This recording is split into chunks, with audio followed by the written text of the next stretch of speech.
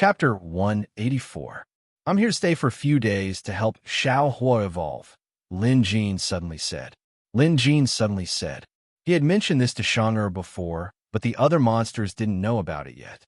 When Little Five heard this, she was visibly stunned and uncomfortable. Once inside the cave, Shang'er secretly told Lin Jin that every time he left, Little Five would sneak down the mountain to meet someone in private. It was obvious that if Lin Jin didn't leave, she wouldn't dare to go either. That would basically mess up Little Five's plans. Lin Jin smiled, but didn't say anything. Shang'er helped Lin Jin arrange his luggage and bedding. Every time Lin Jin came, she would serve him meticulously. Outside, Goldie had gone out to patrol his territory. Based on Lin Jin's understanding, Goldie had already claimed the nearby mountains as his territory. The beasts in the forest were all submissive after being taught a lesson. If they didn't obey, Goldie would beat them up until they submitted. Meanwhile, the little foxes were playing with Xiaohua. Now that there was a shadow wolf, they were even more excited as they played outside the cave. Lin Jin wasn't in a hurry. He had to first refine the pill for Xiaohua's evolution. This process might take an entire day. The pill he was going to refine this time was called the 5-elemental fire pill. It sounded like one pill, but in reality, there were 5 of them. The most difficult part was that these 5 pills had to be refined in one furnace. It was Lin Jin's first time seeing a 5-elemental fire pill in the museum, so he had no idea how valuable this pill recipe was. Previously, he had the visitation hall's visitors collect the ingredients required to refine the 5-elemental fire pill. This time, Lin Jin had brought them all. Before he began refining the pills, Lin Jin glanced at Shang'er, who seemed to be hesitant to speak. Knowing that she was worried about Little Five, after some thought, he asked her to call Little Five in. So Little Five came in and bowed. "Master Lin, is there anything I can help you with?" Lin Jin had her sit down. Truth be told, Lin Jin was troubled. He wasn't that old himself. In fact, he might even be younger than Shang'er and Little Five. But now, he was acting like a parent. Not only did he have to restrain them, but he also had to teach them. "I heard from Shang'er that you've been going out a lot lately," Lin Jin asked. While Little Five might stubbornly refuse to listen to Shang'er, she wouldn't dare to disobey Lin Jin's orders. At Lin Jin's question, Little Five knew what was going on, so she nodded and admitted it. "Master Lin, I know that my sister cares about me. But this time, she is biased against Su Lang. Su Lang and I are in love. No matter what happens, I am willing to accompany him for the rest of his life without any regrets." Xiao was extremely intelligent as well. She immediately struck first to gain the initiative. He first expressed his thoughts and occupied the high ground. With this, Lin Jin found it difficult to persuade her to give up. The forest was huge. If it were his own daughter, he would definitely have a headache. Although not, Shang'er and the other little foxes were his disciples, so they were not much different from his own daughter. Now, there was a daughter who was rebellious and thought that everything she did was right. She wanted to fall in love with someone, and she didn't care about anything else. She was a little like a child who had entered puberty. What else could Lin Jin say? Could he order her not to do that? Lin Jin racked his brains. Fortunately, having lived 2 lives, he had read all sorts of novels and melodramatic television dramas, so he had plenty of references to deal with situations like this. After giving it some thought, Lin Jin decided to use tactics. After all, he couldn't afford to use brute force against a rebellious adolescent child. Little Five, humans and monsters are different. You should know this, so I won't go into detail. I met that Mr. Su of yours before, but he was unconscious back then, and he never spoke, so I don't know what kind of person he is. Xiao immediately said, "Su Lang is a good person. He's well-educated, knowledgeable, and talented." Her words were filled with affection. Lin Jin shook his head inwardly. Xiao was too naive. How could a person only have good points? When you only see the good points and ignore the bad points, that's when you're at your most dangerous. However, Lin Jin couldn't say this out loud. Even if he did, the hot-headed Xiao wouldn't listen to him. "Does he know you're a fox demon?" Lin Jin asked. Xiao nodded. Lin Jin wasn't surprised by this. They had only met in their dreams, so only a fool wouldn't notice something amiss. It was no wonder Xiaowu was so resolute. She thought she knew everything and had considered everything. Was she really that thorough? Definitely not. Not far away, Shang'er was eavesdropping on their conversation with a spell. She gritted her teeth in anger and rubbed her palms together, wanting nothing more than to rush in and scold her incompetent younger sister. However, with Lin Jin around, she didn't dare to act recklessly. She could only endure it and keep crushing the rocks around her to vent her anger. Lin Jin was in a hurry to pelletize, so he could only resort to another tactic to deal with Xiaowu, who was being stubborn. Xiaowu, Master Lin, please speak. Do you know that there's a saying in the scriptures that goes, a teacher for a day? Lin Jin didn't finish a sentence and waited for Xiaowu to finish. The latter was smart enough to say, a father for life. Master Lin, Xiaowu has always been respectful to you, and this will never change. Lin Jin nodded. That was good enough. Since you call me Master Lin, then shouldn't you listen to me when it comes to your marriage? At the very least, you have to let me meet your darling Sue. You should come visit me too, Lin Jin said. This was etiquette and Xiaowu understood it. She couldn't argue with him. Not only was she not angry, she was happy. Thinking that Master Lin had acknowledged her choice, Xiaowu was secretly delighted. If Master Lin nodded, her sister wouldn't say anything else. She said happily, Master Lin, I'll get darling Sue to visit you now. All right, go ahead. Lin Jin didn't stop her. Since he couldn't stop her, he would let her go. As for what was going on with darling Sue, they would talk about it after meeting him. Xiaowu ran out happily. She was already a rank 3 monster and had learned some of the spells Lin Jin taught her. Even if she went out alone, it wouldn't be a problem. Right after Xiaowu left, Shang'er came in.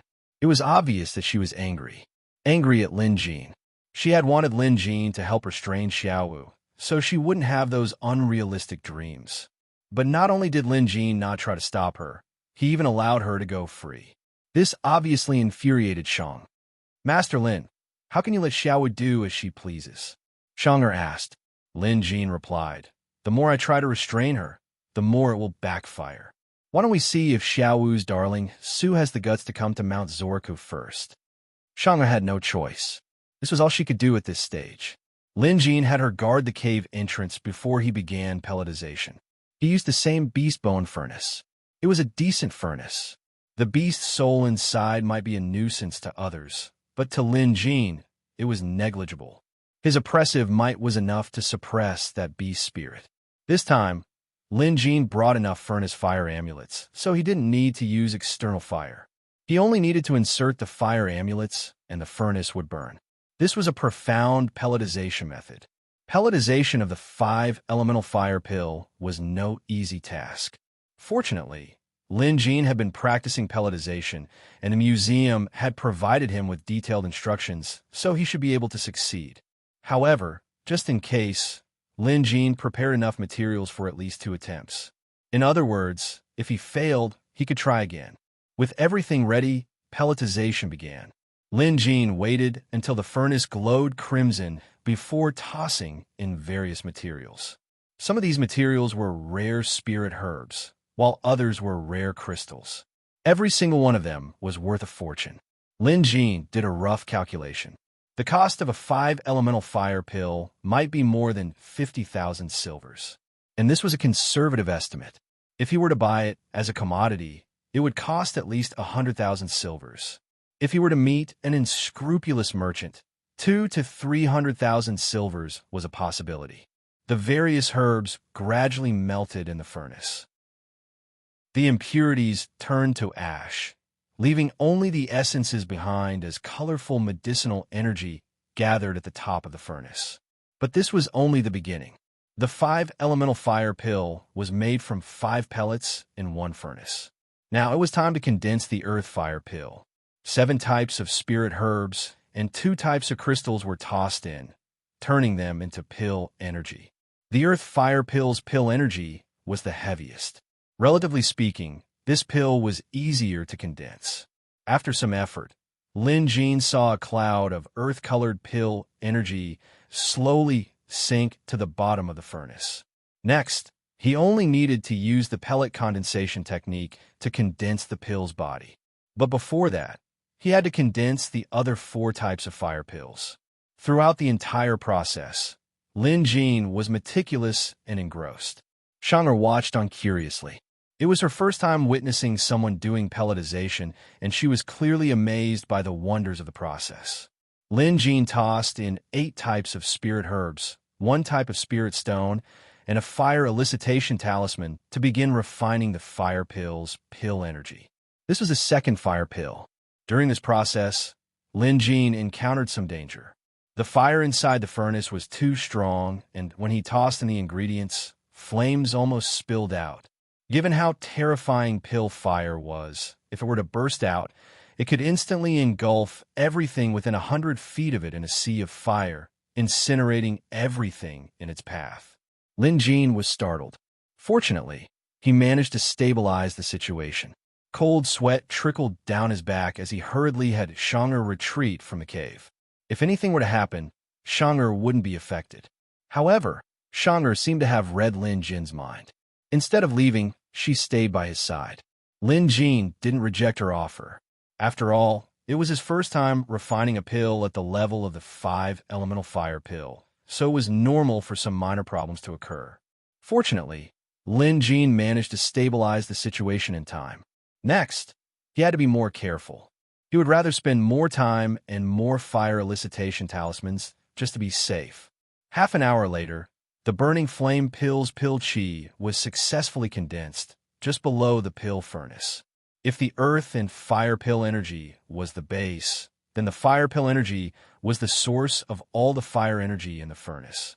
After refining the fire pill energy, Lin Jin only needed to rely on the fire pill energy to produce the other 3 fire pills. This was a unique pelletization technique, pill energy to nourish the pill. If Shi Wenjun and the others were to see this, they would surely be shocked. This technique was definitely a high-level pelletization technique. Forget the Shi family. Even the world's top pelletization experts would be amazed by this. Lin Jin wiped the sweat off his forehead. The first 2 types of pill energy were the keys to the 5-elemental fire pill. In other words, he had passed the most difficult hurdle. The next 3 types of fire pills would be relatively easier. Chapter 185. While Lin Jin was refining the 5-elemental fire pill, Yi Yuzhou summoned Yang Jie with a solemn expression. Ever since leaving the visitation hall, Yi Yuzhou had been thinking about how to salvage the situation and how to change the curator's opinion of him. He couldn't be too blunt about it, but he had to do it. First, he had to warn Yang Jie not to provoke Lin Jin again. Yang Jie didn't get much sleep that night. He was excited knowing that Yi Yuzhou wanted to help him find an evolution method for his pet beast. When his teacher finally summoned him, he rushed over with his pet beast at once. When they arrived and met Yi Yuzhou, Yang Jie realized something was wrong. His teacher looked like he had suffered a huge blow and looked exhausted. But Yi Yuzhou's next words directly stunned Yang Jie. Yang Jie, I've called you here to tell you something very important. From now on, you're not allowed to provoke Lin Jin. You can't afford to. In fact, Yi Yuzhou wanted to say, I can't even afford to offend your teacher. But he couldn't bring himself to say that, so he could only restrain Yang Jie. By the looks of it, Lin Jin was most likely curator's disciple. At first, Yi Yuzhou was a little fearful, but he soon thought of something. Everything has a good side and a bad side. Sometimes, good things could turn into bad things, but sometimes, bad things could turn into good things. Someone like Yi Yuzhou, with his high cultivation, high status, and pet beast at rank 4, could be considered one of the best in the entire Jade Dragon Kingdom. There was almost nothing that could scare him. But the curator was an exception.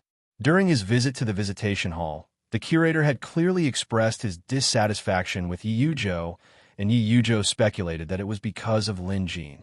Now that he knew the truth, he had to come up with a plan. The curator was furious.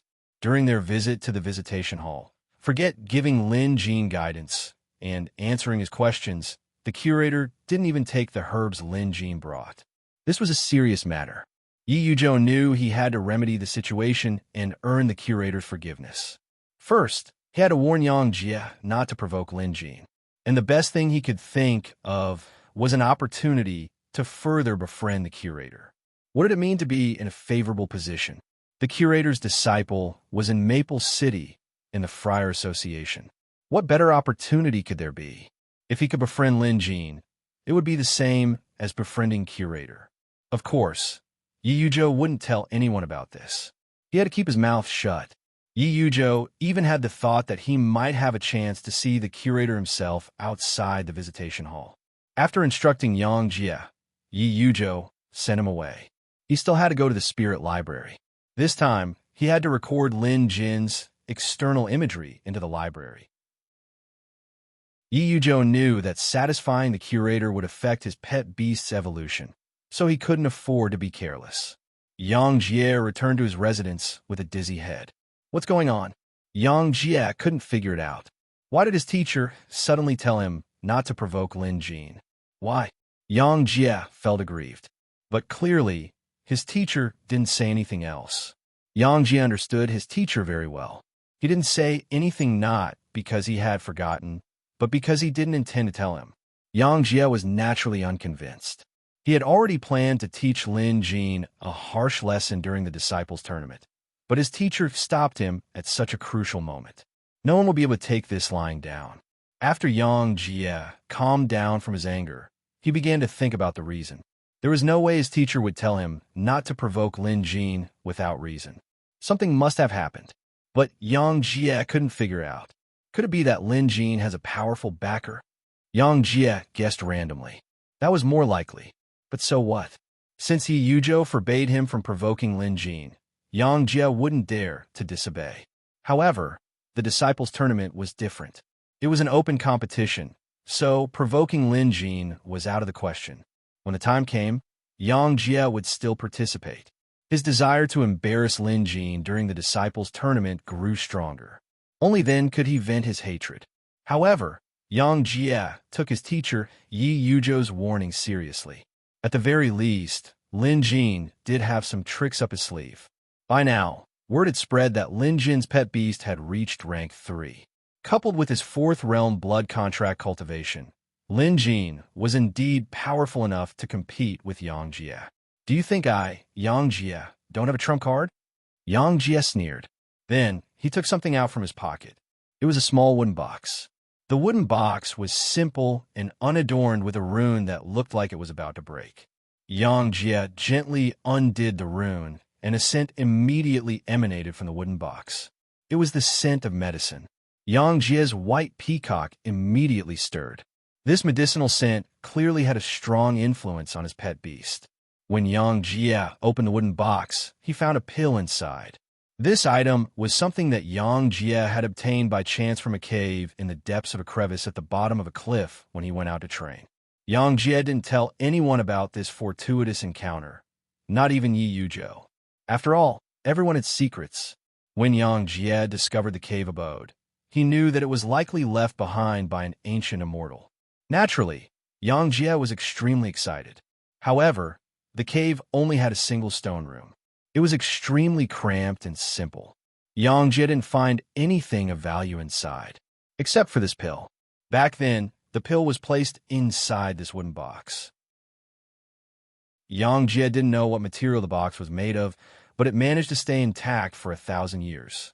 The pill's medicinal effects were also suppressed by the rune, so it didn't dissipate even after 1,000 years. Back then, this stone room was engraved with many ancient texts. Yang Jie couldn't understand them, but he secretly copied them down and studied them for several months. Only then did he realize how incredible this pill was. It was an ancient immortal pill that could greatly enhance a cultivator's realm and strength. It was common for people to find ancient caves and pills. However, these pills were no longer usable by modern cultivators. Most of the people who tried them ended up with nothing good.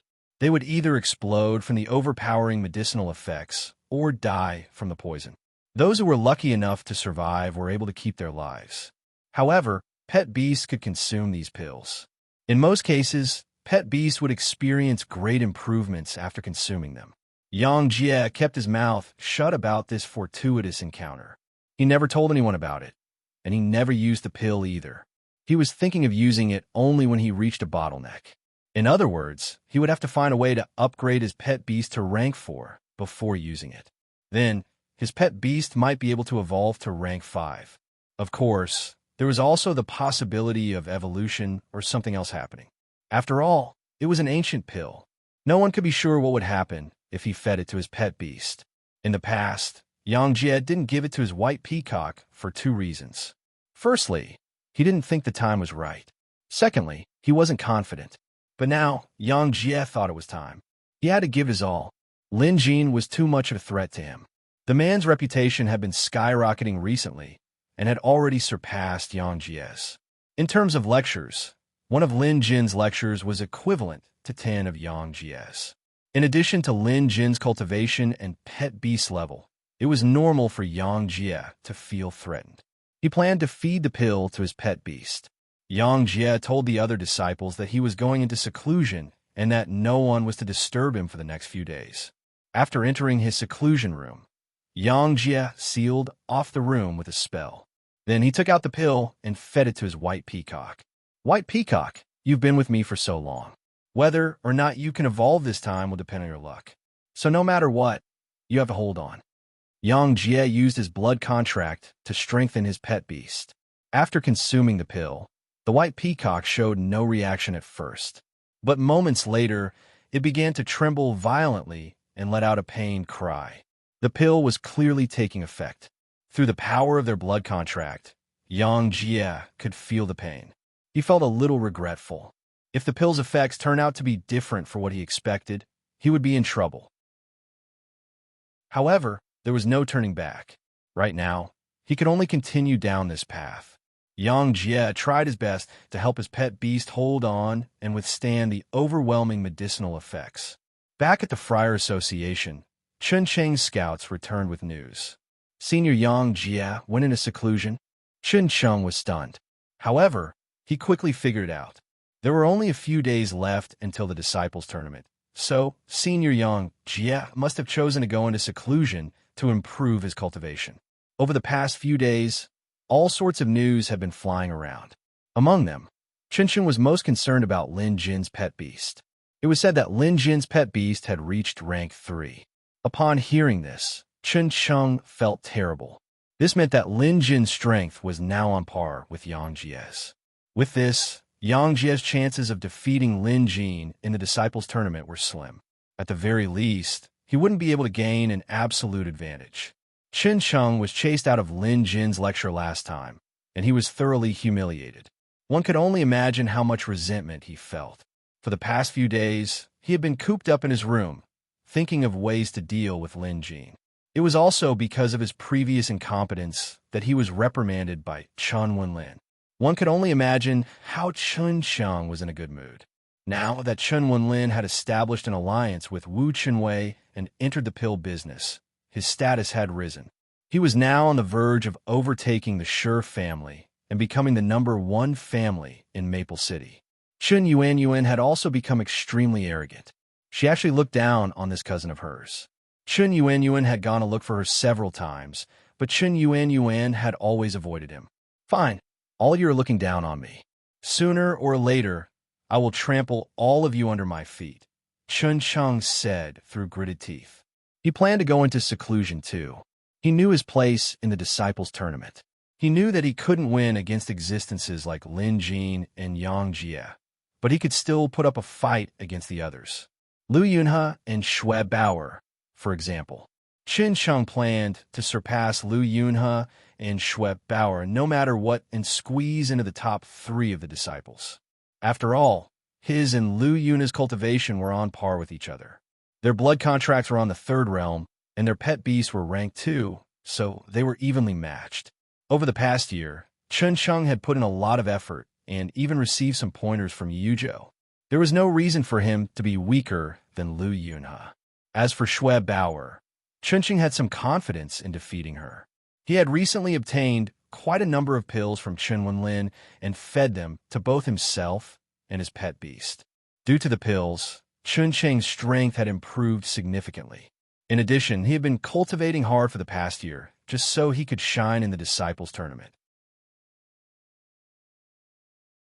Chapter 186. One day and one night, at a certain peak of Mount Zoraku, a medicinal aroma was wafting through the air, forming a strange phenomenon in the sky.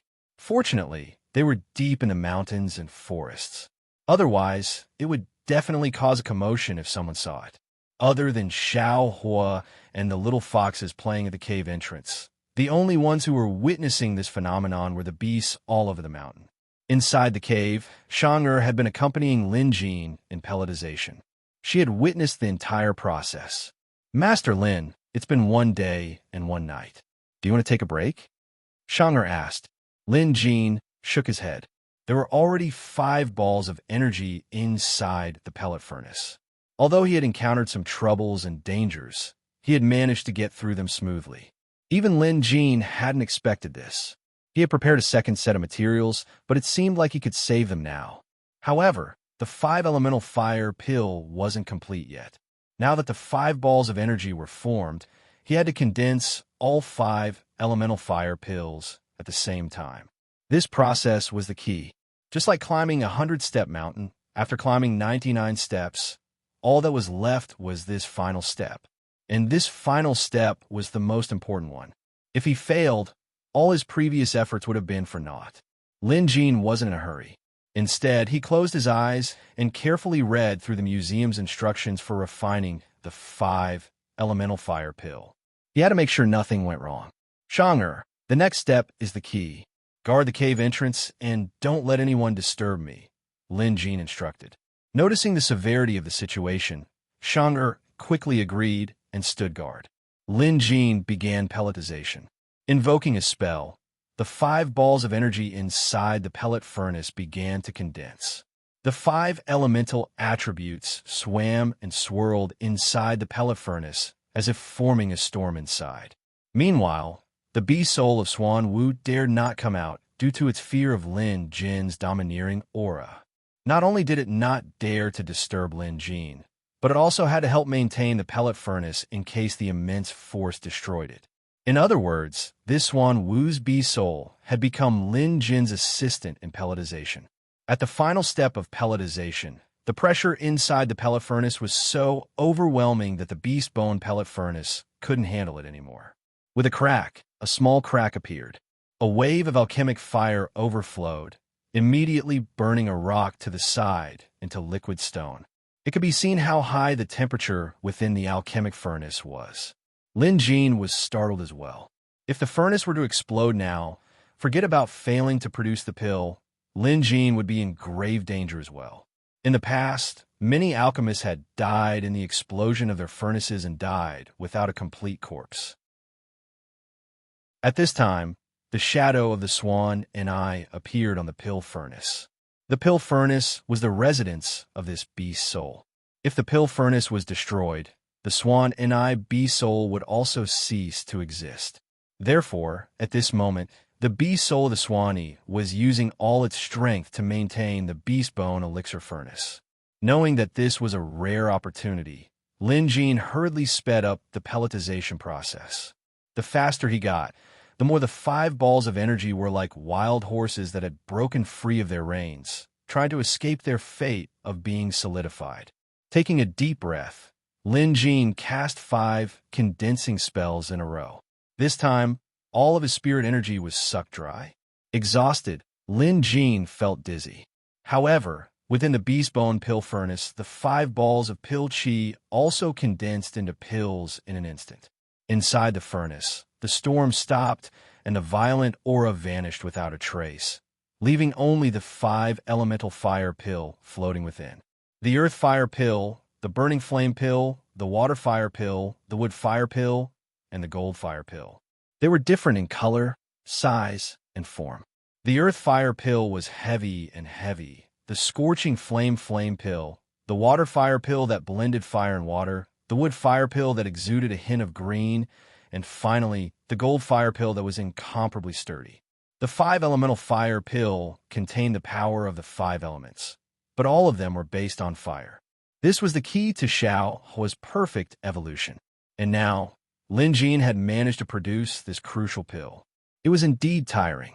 Lin Jin couldn't stand up, so Shang'er immediately went over to help him up. I'm fine, Lin Jean said. Indeed, he was fine. Not only was he fine, but he had also benefited greatly from this long period of pelletization. The most obvious improvement was his spirit energy volume. Previously, it was 29 stones. Now, it had increased by at least 5 stones. With more spirit energy, he could cast more spells during fights, and his chances of winning would naturally be higher. After resting for a while, Lin Jean finally recovered. He called Xiao Hua over and used the pulse-seeking technique to expand his spirit veins before feeding him the 5 elemental fire pill. Lin Jean knew that the next step was the key. Whether Xiao Hua could evolve perfectly depended on whether he could absorb the pill's energy and use it for his own.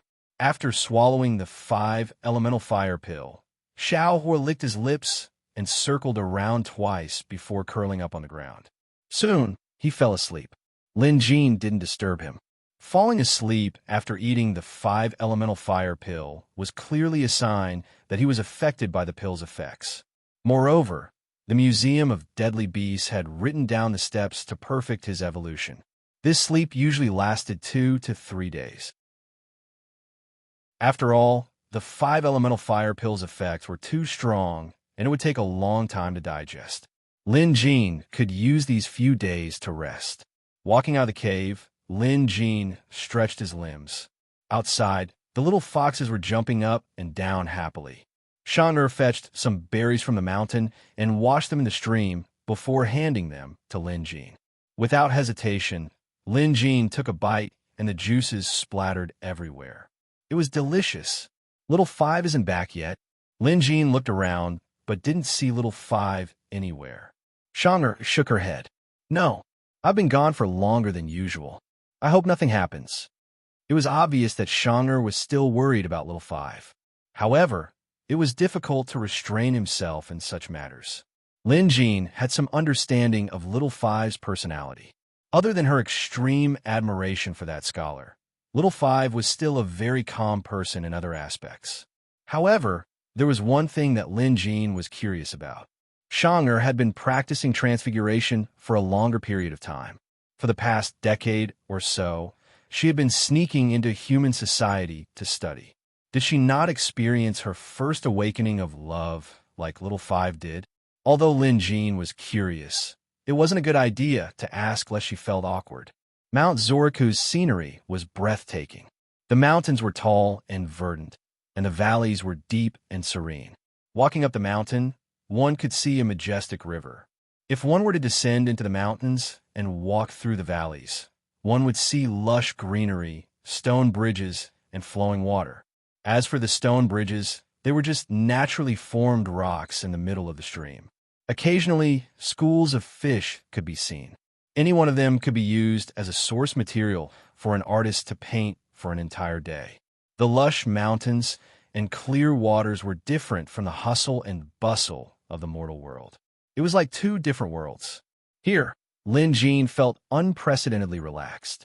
Occasionally, he would check on Xiao Hua's condition and chat with Shang'er. The day passed by quickly. However, Little Five had yet to return when it was almost dark. Now, even Lin Jean felt that something was off. He glanced at Shang'er, who could no longer hide the anxiety on her face. No doubt, Little Five had never been away for such a long time before, except when she was injured while trying to save that scholar. Lin Jean was optimistic. He knew how capable Little Five was. Even if she encountered a rank 3 pet beast, she could easily defeat it. Keeping her here would require a rank 4 pet beast. But the problem was, how many rank 4 pet beasts were there in the entire Jade Dragon Kingdom? Still, it was worrying that Little Five hadn't returned.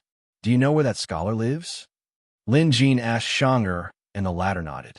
Clearly, she had secretly followed Little Five before. Go take a look then. Lin Jean could tell that Shang'er was distracted. Since that was the case, he might as well let her take a look. Shang'er was steady. Even if something happened, she would be able to handle it. Lin Jean wasn't worried. However, little did he know that he would soon regret letting Shang'er look for Little Five. Shang'er left as soon as night fell. She was relieved because Lin Jean could take care of the other little foxes. Lin Jin had the shadow wolf guard the cave entrance while he brought the little foxes back to the cave. Xiaohu was still sleeping, but Lin Jin could feel a change in his aura. First, it was his size. While Xiaohu was sleeping, he had grown twice his size without realizing it. His fur had grown thicker and thicker. Lin Jin sat down cross-legged, wanting to cultivate. However, the little foxes were making a ruckus, so Lin Jin began explaining cultivation methods to them. After more than 2 hours, the little foxes were tired. After some thought, Lin Jin recalled some stories from the modern world and told them to the little foxes. The little foxes immediately became obedient and lay on Lin Jin's body, listening attentively and engrossed. Lin Jin told them several stories. When the little foxes were all asleep, Shang'er and Little Five still hadn't returned. But this was normal. Mount Zoraku was a remote place. Lin Jin remembered that the scholar didn't live in Maple City, but in a nearby village. It would take some time for him to make a round trip. Let's wait. After midnight, just as Lin Jin was starting to get impatient, there was finally a commotion outside. The shadow wolf howled. Something had clearly happened. Lin Jin immediately rushed out of the cave. Outside, he saw Shang'er and Little Five below. Shang'er was carrying Little Five, who had transformed into her beast form. She was covered in blood. Lin Jin was startled by this scene. To be honest, his hands were trembling as he rushed over. No doubt, something had happened. Lin Jin was truly afraid that something had happened to Shang'er. But upon closer inspection, he realized that Shang'er wasn't injured. The blood wasn't hers. But Little Five was injured. Her injuries weren't light either. Lin Jin could see several visible wounds on her body. Some were so deep that even her bones could be seen. At the sight of Lin Jin, Shang'er fell to her knees. Master Lin, Shang'er has caused you trouble. Lin Jin didn't let her continue. His priority now was to save Little Five. Come to think of it, this was Lin Jin's second time saving Little Five. He immediately reached out to touch her head, and a corresponding diagnosis appeared in the museum. Chapter 187. She's heavily injured and on the brink of death, but she can still be saved. This was the museum's diagnosis. Lin Jin's expression darkened.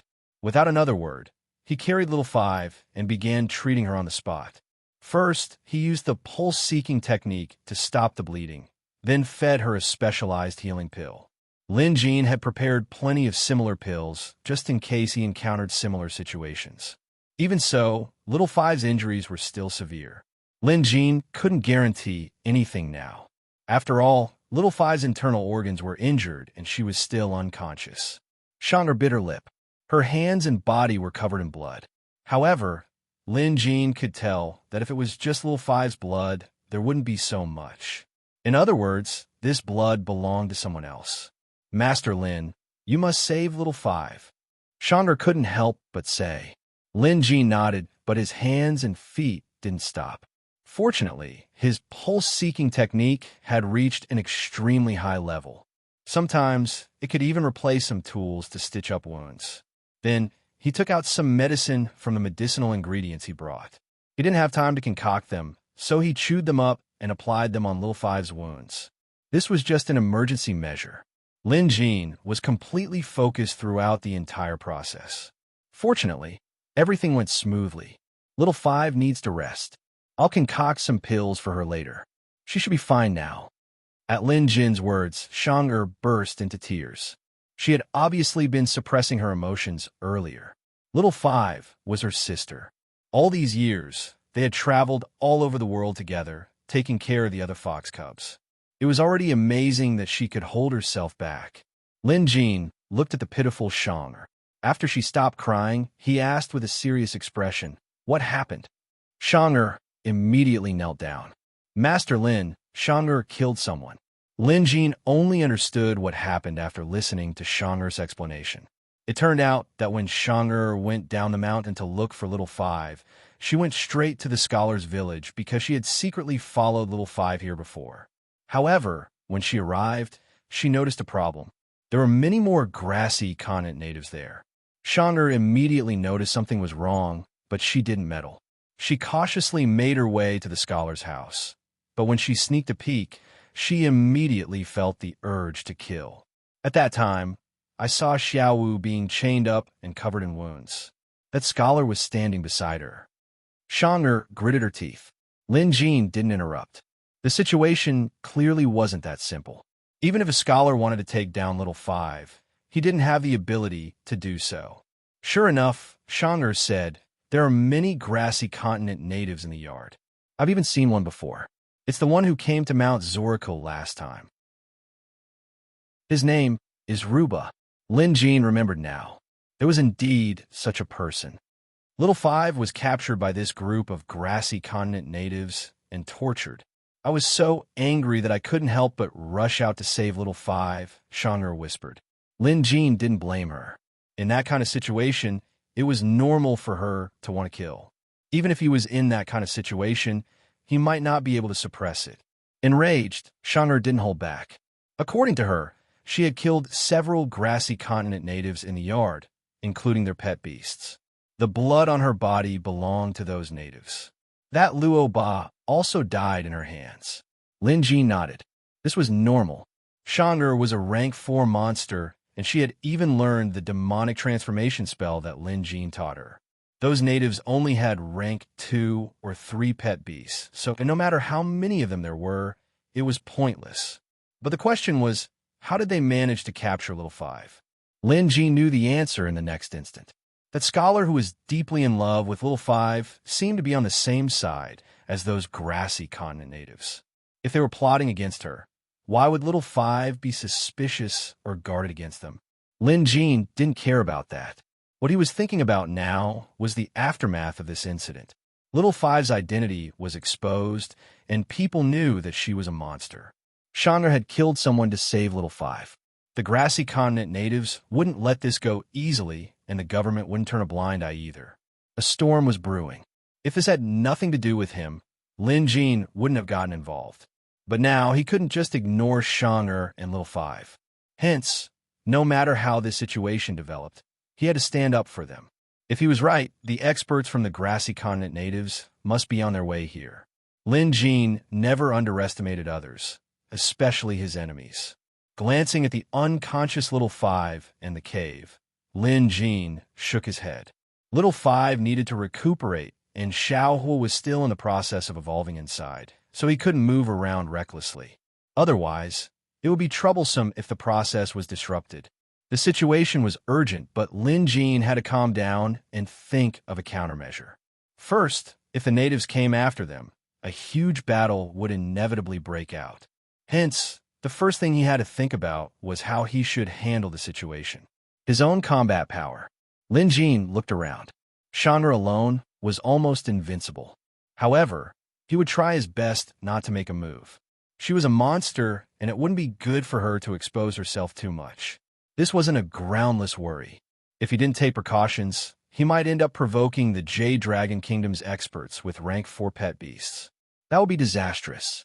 Besides Shang'er, Lin Jin still had the Shadow Wolf and Goldie, so he could hold his own. The great white ape couldn't show himself either. The grassy continent natives had been searching for him. If they found out, it would be even harder to explain. At this, Lin Jin made up his mind. Shang'er, bring Little Five and Little Nine into the cave. Remember, don't come out without my permission, Lin Jin said with a straight face. Shang'er wanted to say something, but when she saw Lin Jin's glare, she shut up. She bowed at Lin Jin before carrying Little Five into the cave with the fox cubs. Goldie, get your ass back here, Lin Jin yelled at the top of his lungs. In this current situation, Goldie was an indispensable combat force. Although Goldie was usually free to do as he pleased and Lin Jin didn't restrict him at all, Goldie listened to Lin Jin during crucial moments. But in crucial moments, Goldie listened to Lin Jin. Moments after he shouted, Goldie flapped his wings and hurried back. There was a large worm in his mouth. He must have been foraging for food. With Goldie around, Lin Jin was relieved. Speaking of the ferocious beasts around him, including Xiaohua, Big Yellow was the one with the strongest bloodline and potential. Even the Dark Shadow Wolf's netherworld could not be mentioned on equal terms with Big Yellow's Golden Crow. Xiaohua, who didn't have any hidden bloodline, couldn't compare at all. Once he matured, Goldie's potential would be limitless. Even against opponents of the same level, Goldie would still be the most ferocious. Lin Jin was certain of this. Goldie was the most reliable when it came to fighting a strong enemy. This was all Lin Jin could do for now. Wait a minute. Lin Jin realized that he had neglected one thing, and that was himself. If he were to expose his identity in this situation, it would attract all sorts of trouble in the future. If he didn't handle this well, wouldn't he have to flee for his life? Hence, he couldn't expose his identity. At that moment, Lin Jin could hear the cries of an eagle. His pursuers were here. In a moment of desperation, Lin Jin plucked a piece of bark from a nearby tree and dug out 2 holes. Then he tore off a strip of cloth from his shirt and made a simple mask to wear on his face. This was the only thing he could do at a time like this. By then, the eagle had noticed the situation and began circling above them. Lin Jin could also hear the howls of wolves in the distance. Moments later, more than 10 gigantic Great Plains wolves appeared. These large wolves were a breed native to the grassy continent. Their specialty was that they were more ferocious and had a sharper sense of smell. They could track their prey for hundreds of miles based on their scent alone. In other words, even the goshawk beast that was flying in the sky couldn't hide from these Great Plains wolves. Lin Jin wore his clothes inside out and put on the tree bark mask so that no one could tell who he was. Lin Jin issued orders to Goldie and the Shadow Wolf. Even without the power of a blood contract, the 2 pet beasts would still obey Lin Jin's orders. Rank 3 pet beasts were unique in that they could change their size.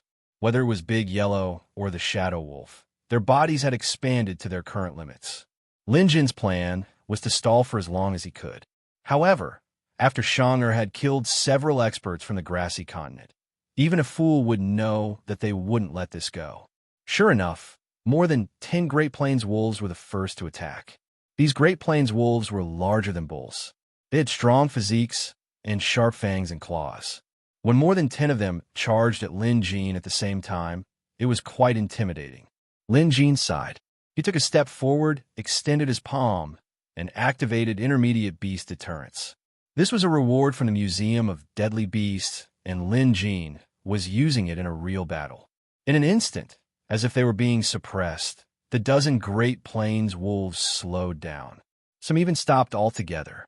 However, due to the distance, Lin Jin wasn't able to fully utilize this ability. Clearly, even a deterrence like this had its shortcomings. It couldn't overcome the limitation of distance. Even so, it was still a shocking sight to behold. The grassy continent natives who were controlling the wasteland wolves in hiding were constantly activating their blood contract power, trying to get the wasteland wolves to continue attacking. However, it seemed like their usual methods were ineffective at this moment. The current situation was a little strange. On top of that hill, there was 1 man and 2 large beasts. They seemed to be outnumbered, but the wolves on their side didn't dare to get close. How strange. The grassy continent natives obviously didn't only have these few people.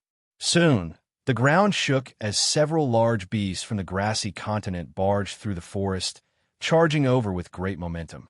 Many natives were riding on these beasts. A rough estimate showed that there were more than 100 of them. Under the tree bark mask, Lin Jin's brows twitched. Did they really have to make such a big fuss? At first, Lin Jin thought there would only be a dozen or so people chasing after them.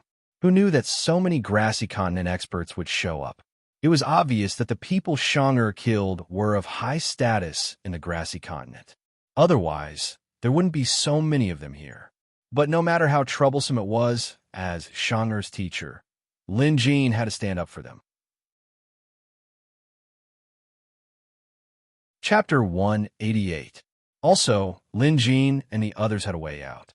Despite the grassy continent's advantage in numbers, their combat strength paled in comparison to theirs. Shang'er, a rank 4 monster, was more than enough for them to remain undefeated in a battle of this scale. However, Lin Jin didn't want things to get out of hand. At heart, Lin Jin was a pacifist. Unless there was a huge grudge between them, there was no need to fight and kill. He would still try to come up with a solution. It was impossible to reason with the grassy continent natives since Shanger had killed one of their men. However, he wouldn't blame Shanger either. It was their fault for capturing Little Five and torturing her in the first place. Due to this strange situation, the grassy continent natives didn't dare to act rashly. Wasteland wolves were their most commonly used beasts. They were ferocious and extremely combative. Even if they encountered powerful beasts, they would not be afraid. They would rush forward and fight to the death. Even if they all died in the end, they would not retreat even an inch. But today, not a single one of the dozen or so plains wolves dared to charge up the hill. It was as if there was a forbidden area up ahead. I refused to believe this. A warrior stepped out from the grassy continent crowd. He took a step forward, took out a war drum, and beat it. Bam! From behind, a grassy continent behemoth charged out. It was a grassy continent lion. The grassy continent lion was twice the size of a wasteland wolf. Spurred by the war drums, it immediately pounced toward the mountain. However, the grassy continent natives were dumbfounded to see the lion only run a few feet further than the plains wolves. When it was less than 20 feet away from the mysterious man, it lay down. No matter how hard the grassy continent warrior beat the drum and cheered, the grassy continent lion remained unfazed. They were now dumbfounded. The natives weren't dumb. They knew that the man wearing the tree bark mask on the hill wasn't a friendly person. Just then, another grassy continent native stepped forward, took out a horn, and blew into it. Woo! The sound reverberated. Behind them, two large raging bulls charged forward. The horns of these bulls were thick and sharp. Just the breath they exhaled was enough to uproot trees. The two bulls were extremely fast as they charged up the mountain. Lin Jin frowned. Yangming could no longer split his deterrent power to suppress the bulls. Hence he could only let Big Yellow and the Dark Shadow Wolf go up. The war began immediately. The Shadow Wolf's speed was extremely fast, and it moved like a ghost. It immediately stopped a barbaric bull and started fighting with it. Big Yellow didn't hesitate either. It flapped its wings and flew at a low altitude. It swooped down and pecked out one of the other bull's eyes. In terms of ruthlessness, Big Yellow was definitely the fiercest. It would be fine if this guy didn't make a move, but once he did, blood would be spilled. Lin Jin knew this very well, so he rarely allowed Goldie to participate. But today was different. The situation was dire, and Lin Jin couldn't afford to show any weakness. In terms of attacking its weakness, the Shadow Wolf was not as direct as Big Yellow. At this moment, the Shadow Wolf was using its sharp claws to attack. However, the barbarian bull's body was covered in a layer of armor that seemed to be made of dirt and stone. Ordinary roosters were unable to break through its defense. Even though the Shadow Wolf's claws were sharp, it couldn't break through the thick outer armor in a short time. On the contrary, Barbarian Bull's strength was clearly a notch above the Shadow Wolf. A charging Barbarian Bull was almost unstoppable. In addition, the Barbarian Bull's breath was fiery, just like the legendary dragon's breath. Everywhere it passed, trees were sent flying, rocks were shattered, and flames rose everywhere. However, the Shadow Wolf wasn't defeated yet. It could only be said that the Shadow Wolf's specialty was to roam in the dark and engage in ambushes and assassinations. A head-on confrontation wasn't its forte. With one hand suppressing the grassy continent lion and the Great Plains wolves, Lin Jin used his other hand to cast Wind Blast on the Shadow Wolf. Lin Jin's Wind Blast was only average, but in a situation like this, every little bit counted. At the very least, he could provide the Shadow Wolf with some help. Other than that, Lin Jin couldn't provide much help to the Shadow Wolf and Big Yellow. Basically, they could only rely on themselves to fight the barbaric bulls. And this wasn't the worst-case scenario. The grassy continent natives began to move again. At least 5 goshawks swooped down from the sky and joined the battle. 2 went for Lin Jin, while the other 3 went for Big Yellow and the Shadow Wolf. How dare they try to split up and attack? There was no way Lin Jin could hide his strength now. Using his coiled wire needle, he was one step ahead of the others and pierced the hearts of 2 rank 2 goshawks. Due to the bizarre nature of the technique, no one could see what happened. All they saw was the two goshawks swooping down aggressively. But as if struck by lightning, they didn't slow down at all and crash into the rocks around them. Just like that, the two goshawks were reduced to a bloody mess. The grassy continent natives shuddered in fear. Clearly, the person wearing the tree bark mask was too terrifying. Up until now, he had either easily suppressed and deterred the ferocious beasts, or used strange methods to kill the ferocious beasts. In comparison, the other three goshawks that went for Big Yellow and the Shadow Wolf were much luckier. Due to the distance, Lin Jin couldn't use his coiled wire needle on the three goshawks, so they were now engaged in a fierce battle with Big Yellow and the Shadow Wolf. Based on the current situation, the Shadow Wolf was at a disadvantage against a raging bull and a goshawk. On the other hand, Big Yellow was completely suppressing the two goshawks and the raging bull. It was so ferocious that it was simply invincible, like a chicken that could fight against 1,000 enemies. Even Lin Jin didn't expect Big Yellow to be this fierce. Suddenly, flames burst out from the comb on Big Yellow's head. He opened his mouth and spat out a stream of flames, burning one of the goshawks to death and igniting a forest nearby. Then, he flapped his wings and soared up several feet into the air to fight another goshawk. Big Yellow's insidiousness and tricks had already convinced the others. The guy could tell that the goshawks were difficult to deal with, so he had to deal with them first. As for the raging bull that was blinded by his peck, he didn't have to worry about it anymore. The opponent couldn't fly, so once they were in the air, the raging bull would be out of tricks. The grassy continent natives could also tell how terrifying Big Yellow was. "Summon the beasts and kill that chicken first," one of the natives shouted. His pet beast had just died under Big Yellow's flames. His heart ached so much that he wanted nothing more than to skin Big Yellow alive. Another goshawk landed, and two giant lizards also climbed up to join the battle. Lin Jin manipulated the coiled wire needle and pierced it into the grassy continent lion's heart and lungs. The needle traveled up the lion's veins and crushed its brain. The lion collapsed to the ground dead. Now wasn't the time to be merciful. The grassy continent natives were going all out, so Lin Jin couldn't hold back anymore. He had no choice but to kill when he had to. However, Lin Jin understood that it would be troublesome for him to be merciful in this situation. The Shadow Wolf wasn't adept at direct combat, so it could only protect itself. On Lin Jin's side, Big Yellow was the most ferocious fighter. Now, he was fighting 4 pet beasts alone, one of which was a rank 3 beast. Despite that, he wasn't at a disadvantage. Instead, he was growing stronger. Cluck, cluck, cluck. Big Yellow flapped his wings and grabbed a goshawk's head with his sharp claws.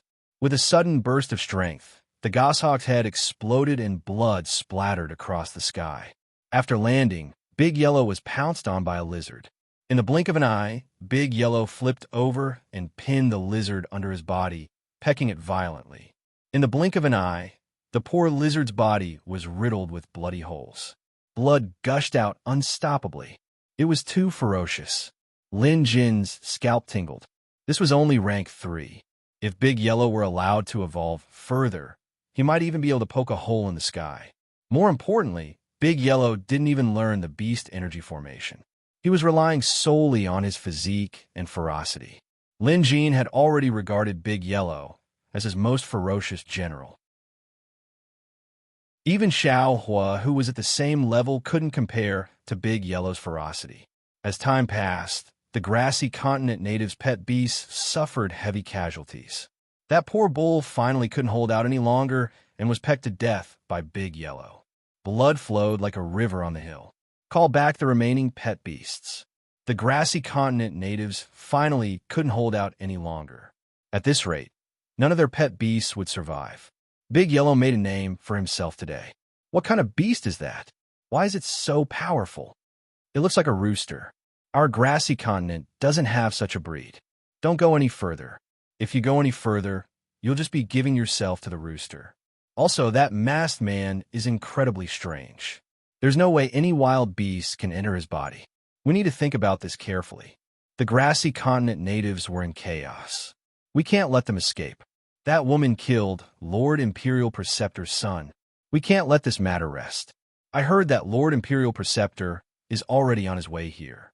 Once he arrives, no one will be able to protect that woman, the leader of the natives at the foot of the mountain said. Everyone don't panic. Let's surround them and not attack. Despite his words, his eyes were filled with apprehension as he looked at the mysterious man and the rooster. What the hell? This leader was a meticulous observer. He knew that the mysterious man wasn't as simple as he seemed. He was able to control 2 pet beasts to fight alone. Moreover, he was able to subdue his pet beasts with just a single hand. The wilderness wolf, the grassy continent wizard, the goshawk, and the lizard were the same. They had never seen anything like this before. Not even the renowned beast appraisers of the grassy continent were capable of this. Who was this mysterious man with tree bark? Lin Jin breathed a sigh of relief. The battle came to an end. In conclusion, he realized that the intermediate beast deterrence ability was indeed useful. Beasts below rank 4 couldn't withstand it. Also, Goldie's performance was eye-catching. He was so ferocious that based on Lin Jin's estimation, even if a rank 4 beast showed up, Goldie could defeat it. Of course, Lin Jin knew that no matter how strong Goldie was, there would come a time when he would run out of energy. Just like how Lin Jin's beast deterrence ability had its weakness, he couldn't exert too much pressure on too many targets. The wilderness wolf was only rank 2, so it was relatively easy to suppress. If a few more rank 3 beasts showed up, Lin Jin would have a hard time dealing with them. Now that the grassy continent natives didn't dare to come up and Lin Jin couldn't leave, both sides were in a stalemate. After a while, Lin Jin thought he saw the government's men arriving. This was to be expected. With the grassy continent natives making such a big move within Jade Dragon Kingdom's borders, the government couldn't possibly ignore them. However, Lin Jin couldn't hear what they were saying from his position on the mountain. In the end, the government didn't leave and continued to surround them.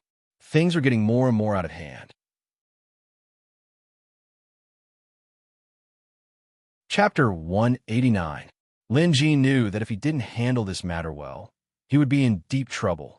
He took out 2 pills and fed them to the Shadow Wolf and Goldie. The Shadow Wolf was exhausted. It was like having an assassin fight on the front lines of 2 armies. It was indeed too much for it.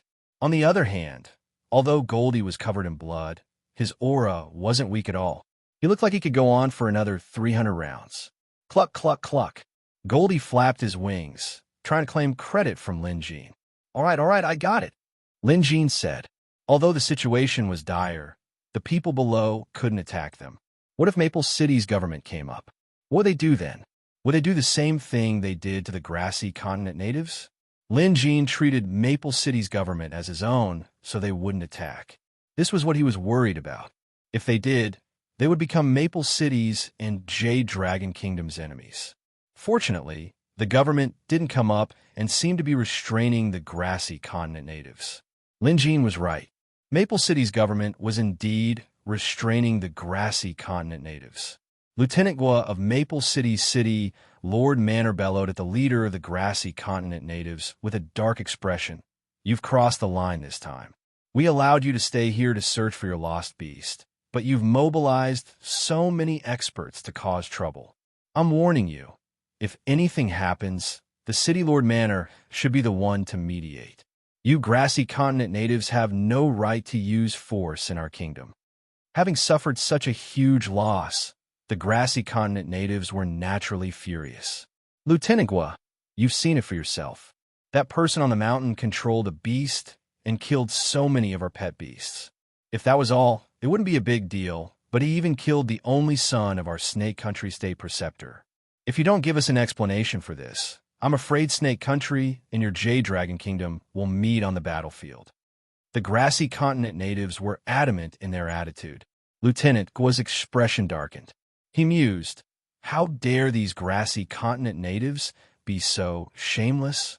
He didn't say much. He couldn't handle this matter, so he had to report it to Maple City's City Lord Manor. As for the matter of Snake Country's State Preceptor, he reported it as well. The news was quickly relayed to Maple City's City Lord Manor via flying pet beasts. This incident caused a huge uproar.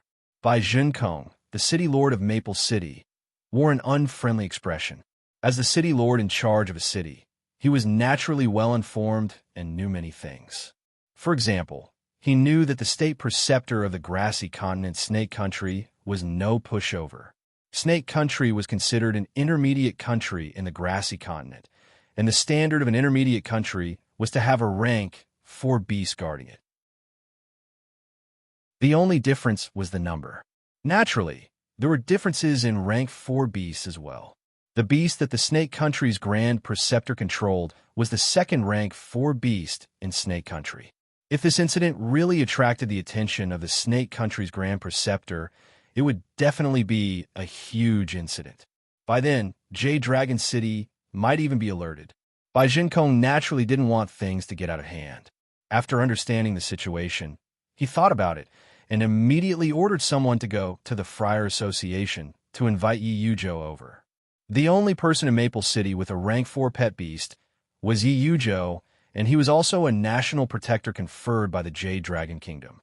Hence, at this critical juncture, they could only look for him. After a while, Yi Yuzhou arrived.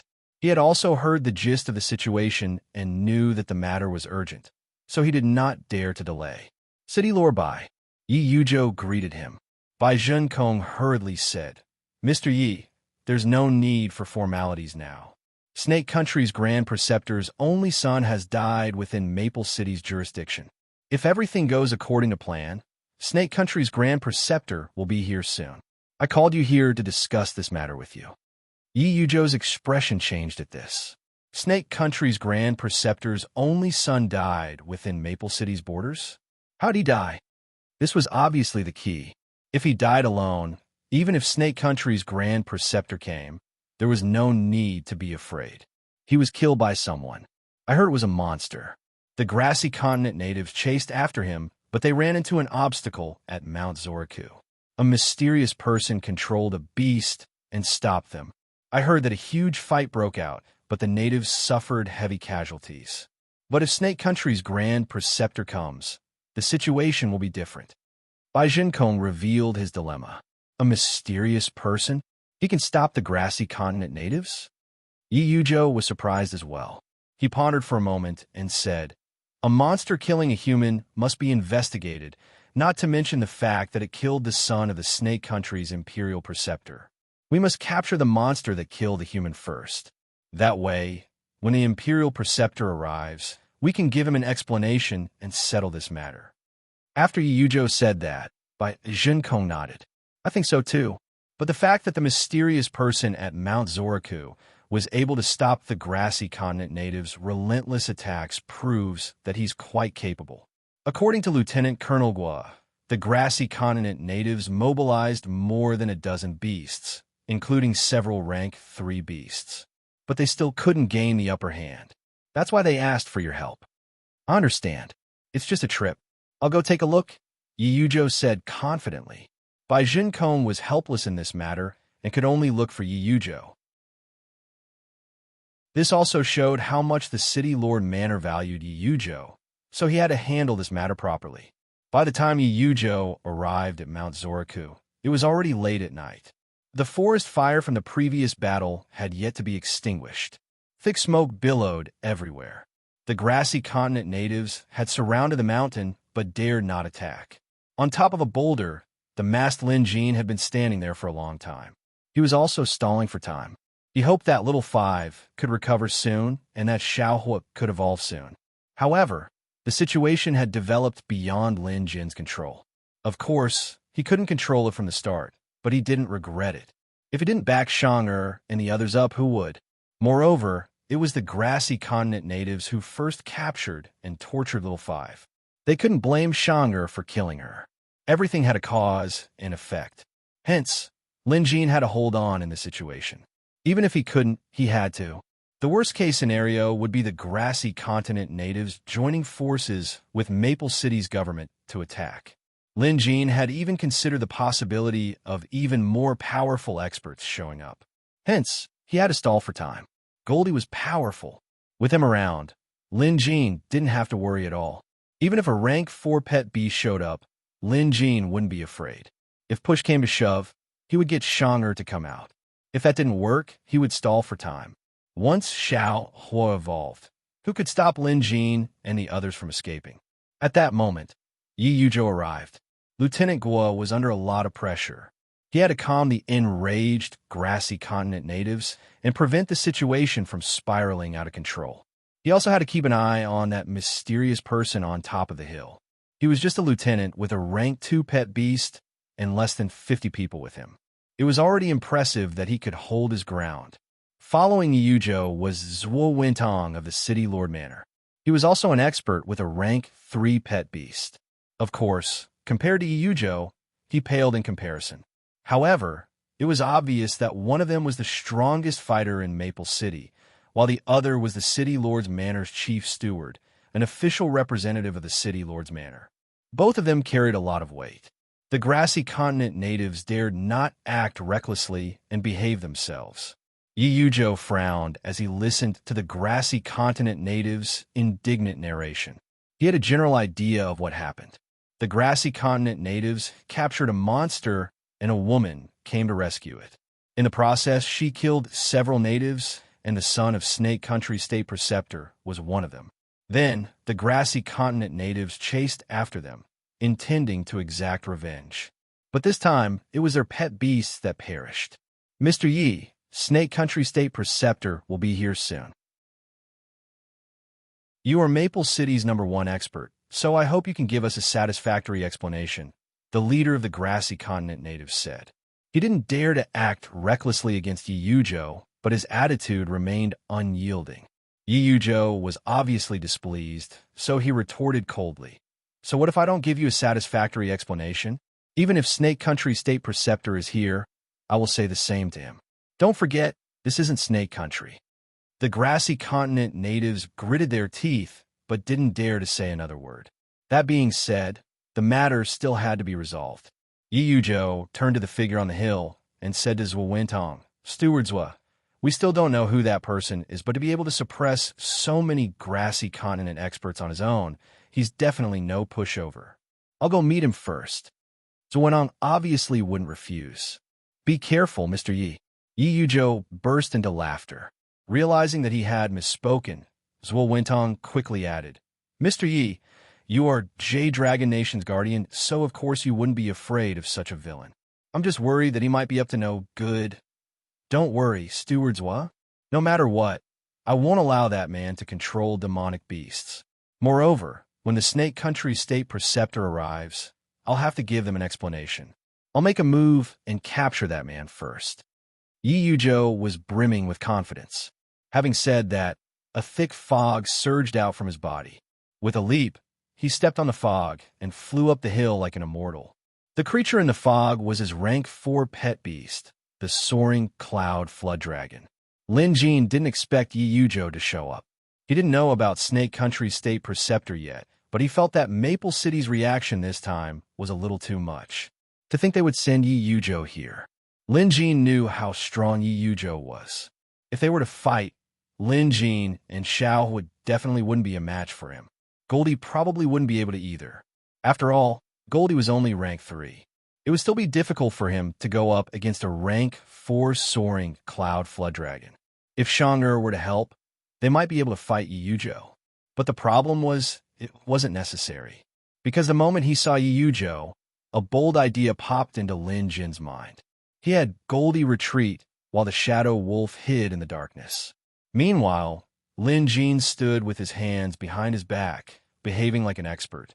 When Yi Yuzhou arrived, he found Lin Jin to be a strange person at first glance. His clothes aside, this man was wearing a simple mask made out of tree bark. Was he here to make a joke? Looking around, Yi Yuzhou noticed a large rooster behind him, as well as another aura wandering in the darkness. However, they were only rank 3 pet beasts. To Yi Yuzhou, they were nothing to be afraid of. Interestingly enough, this man had ordered his pet beasts to stay away from him. Wasn't he afraid that Yi Yuzhou would suddenly attack and take him down? Yi Yuzhou obviously wouldn't do that. Even if he were to attack, he would have to explain himself. After all, his identity and status were there for all to see. With a prideful expression, he said, Harboring monsters is a serious crime. Who are you? Tell me your name. Lin Jin lowered his voice and deliberately chuckled before saying, "Hello, old Yi." Chapter 190. At the foot of the mountain, Zhuo Wintong and the others observed the situation. They had absolute confidence in Yi Yuzhou. After all, he was one of the few experts in the Jade Dragon Kingdom who owned a rank 4 pet beast. His blood contract was at the 8th realm. He was a respected master teacher, and he was also the Jade Dragon Kingdom's guardian. If Yi Yuzhou were to make a move, anyone would have to kneel. What they didn't know was that when Yi Yuzhou heard Lin Jin's greeting, his eyelids twitched and he felt an inexplicable sense of panic. Stunned, he scanned Lin Jin from head to toe, and a sense of familiarity washed over him. A possibility came to Yi Yuzhou's mind. Wearing a mask, exuding an intimidating aura, and he even knew his name was Old Yi. Old Yi was a nickname only people in the visitation hall would call him by. And the only person in the visitation hall who liked to wear a mask seemed to be the curator. In an instant, Yi Yuzhou's aura vanished. That deep voice and that tone were too similar. The only difference was the mask. Suppressing his pounding heart, Yi Yuzhou asked tentatively, "Curator?" Lin Jin appeared nonchalant, as if everything was under his control. He said, "I didn't expect you to be living in Maple City. What's wrong, Old Yi? Are you planning to attack me?" Yi Yuzhou's scalp went numb at this, and he immediately denied, "No, I'm not." He was now certain that the person before him was the curator. But how could this be? Yi Yuzhou's mind was in a whirl. But on second thought, why not? He already knew that Lin Jin was the curator's disciple. Since Lin Jin was also in Maple City, wouldn't it make sense for the curator to be around the city? If the curator wasn't around, that would be a problem. Just then, Lin Jin glanced at the soaring cloud flood dragon beside Yi Yuzhou. After a moment's thought, he walked over and activated his intermediate beast deterrence ability.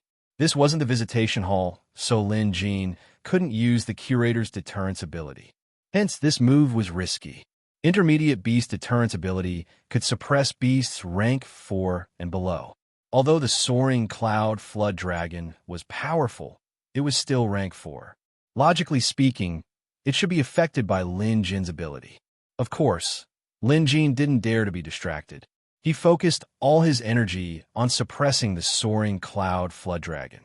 The soaring cloud flood dragon was getting agitated, but it was still restrained by Lin Jin's aura. Lin Jin approached the flood dragon and patted its wound. It was a wound that Lin Jin had personally stitched up.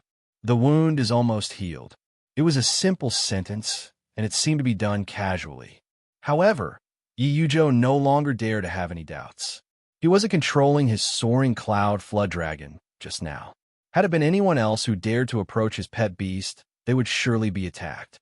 However, the soaring cloud flood dragon was extremely obedient. In Yi Yuzhou's opinion, only the curator could do such a thing. Therefore, he didn't dare to doubt it, especially at this moment, when he saw the soaring cloud flood dragon leaning its head over to show affection. He was even more certain of the other party's identity. Knowing that it was the curator, Yi Yuzhou felt complicated, but more than that, he was pleasantly surprised. He wanted to change the curator's opinion of him. He wanted to ask for the curator's forgiveness. Wasn't this his chance? Moreover, he definitely had a unique advantage over Old Crow, Ghost Child, and the other visitors. They could only meet the curator once every 7 days in the visitation hall. But Lin Jin was able to meet the curator in real life. What an honor it was. Of course, Yi Yuzhou was curious as to why the curator was wearing such a casual tree bark mask, but he didn't dare to ask. The curator was a contemporary expert. Yi Yuzhou was sure of that. And since he was an expert, he must have his reasons for how he acted and dressed. What if he made the curator angry again? "Old Yi, what are you doing here? Are you here to help those grassy continent natives?" Lin Jin asked deliberately as he walked over. Yi Yuzhou was happy, and so was Lin Jin. Using the curator's identity to resolve the crisis was an idea Lin Jin came up with on the spur of the moment. Initially, he thought he would have to explain why the curator would come to a place like this. Who knew Yi Yuzhou would believe him so easily without even asking? Little did he know that Yi Yuzhou's wild imagination had led him to believe that Lin Jin was the curator's disciple. In that case, it wasn't strange for the curator to appear near Maple City. Now that Yi Yuzhou was here, Lin Jin planned to let the curator help him settle this problem. Upon hearing the curator's question, Yi Yuzhou's heart skipped a beat. He had almost forgotten about this. The situation was clear now. The monster must be the curator's, and that murdering woman must be related to the curator. It was no wonder the grassy continent natives couldn't attack them earlier. Wasn't that obvious? With the curator around, it would be strange if they could. In Yi Yuzhou's eyes, even a premium country wouldn't dare to offend the curator, much less a grassy continent native from Snake Country. The curator might even be a guardian expert of a premium country. You've misunderstood, curator. I'm only here on behalf of the City Lord Manor to check on the situation. I'm not an accomplice. Yi Yuzhou tried his best to disassociate himself from this incident. Lin Jin smiled. I won't make things difficult for you. It was my disciple who killed the grassy continent natives, but they were in the wrong first. Old Yi, you decide what to do about this matter. Lin Jin didn't mention asking for Old Ye's help, but his meaning was clear enough. At Yi Yuzhou's age, how could he not understand what Lin Jin was trying to say? Had it been someone else, Yi Yuzhou wouldn't have helped, not even if it was someone he was familiar with. But the curator was different. This was a rare opportunity to make the curator happy. If Yi Yuzhou didn't seize it, he would be a complete idiot. Curator, I've understood the situation. No matter what, this isn't the grassy continent, and the natives have no jurisdiction here. When Snake Country State Preceptor arrives, I'll deal with him. After Yi Yuzhou said that, even Lin Jin was dumbfounded. What was going on with Snake Country State Preceptor? Although curious, he didn't ask. Because he was now the curator, it was best to speak as little as possible. It was even better not to ask questions. This was in line with the curator's enigmatic persona. But then again, Old Yi was really on the right track this time. Of course, Lin Jin knew what the other party wanted. After a moment of thought, he said, after you're done with the grassy continent natives, come up here alone. I'll give you some pointers on how to evolve. Yi Yuzhou was wild with joy at her words. It was finally done. Most importantly, he managed to mend his relationship with the curator. This relieved Yi Yuzhou of his worries for the past 2 days. As for Snake Country State Preceptor, although he wasn't easy to deal with, it was nothing compared to offending the curator. Moreover, helping the curator with this little favor would also deepen the curator's impression of him. Yi Yuzhou wasn't stupid. Even if he had to become enemies with Snake Country because of this, or even go to war with them, he wouldn't hesitate. On the other hand, if he offended the curator and angered him, he wouldn't be the only one in trouble. The entire Maple City and even the entire Jade Dragon Kingdom might not be able to rest easy. The curator didn't even need to make a move. Judging from the people in the visitation hall and Old Crow's identity, Yi Yuzhou could guess that the man was at least an expert capable of annihilating a small country. Ghost Child was even more terrifying. Old Crow was one of the Lingnan 5 deities. Back in the day, the Lingnan 5 deities were powerful enough to destroy an intermediate country. If the curator gave the order and these people came to the Jade Dragon Kingdom for a stroll, things would get out of hand.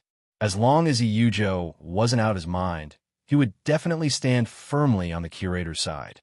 Yi Yuzhou cupped his hands in salute and descended the mountain. Below, Zhuo Wentong and the grassy continent natives were watching Yi Yuzhou, waiting for his decision. Yi Yuzhou was straightforward. Knowing that he couldn't talk to his subordinates, he said, when Snake Country State Preceptor arrives, I'll speak to him personally. Everyone was curious, but it wasn't their place to ask, especially the grassy continent natives. They couldn't wait for the State Preceptor to come and uphold justice for them. Hence, all they could do now was wait. About 2 hours later, a goshawk cried in the sky. When the natives heard this, they stood up in excitement. Snake Country's State Preceptor had arrived. Zuantong's heart skipped a beat. He turned to Yi Yuzhou, but when he saw the latter's calm and fearless expression, he took a deep breath to calm himself down. In his opinion, Yi Yuzhou must have a plan. Looking up, he saw a few goshawks descending from the sky. The largest of them was covered in lightning, and when it spread its wings, it was at least 50 feet long. It was gigantic. It could even be considered a giant beast. An old man stood on the back of the largest goshawk. Like the rest of the natives, the old man was tall and burly. There was an elder totem on his face, and he wore soaring wood armor with an animal hide cloak draped over his shoulders. He held a long staff in his hand. Coiled around the staff was a snake with yellow sand all over its body. The snake was the color of sand and gravel. When it swung its tail, it made a rustling sound as if it was a hollow sand hammer. "Welcome, Lord State Preceptor." The grassy continent natives stepped forward and bowed. The grassy continent had many countries of various sizes. Snake Country was ranked in the middle. It wasn't the strongest, but it definitely wasn't weak. Naturally, the State Preceptor wasn't a pushover either. Among those present, only Yi Yujo's strength was on par with him. But in terms of status, Yi Yujo didn't have an official position, so he was slightly inferior. Yi Yujo already knew that the Snake Country State Preceptor was called Rizero. In the grassy continent's ancient language, it meant desert snake. The desert snake's expression was dark. After all, his son had died, and he'd been grooming him to be the State Preceptor's successor. Now that he'd lost everything, how could he not be angry? "Where's the person who killed my son?" State Preceptor Rizero asked as soon as he dismounted from the giant goshawk. Clearly, he was here for revenge. The grassy continent natives naturally added details to the story. Rizero immediately looked at the hill and walked over with a dark expression. He wanted revenge, and he didn't want to wait a second longer. Chapter 191. Yi Yujo knew he had to step in now. Whether or not the curator would see him in a different light depended on this. "State Preceptor Zello, please calm down." Yi Yujo stepped forward to stop the man. Out of everyone present, perhaps only Yi Yujo had the qualifications to stop him, and in fact, he could stop him. Rizero frowned and glanced at Yi Yujo. An expert of his level could easily tell that Yi Yujo wasn't an ordinary man.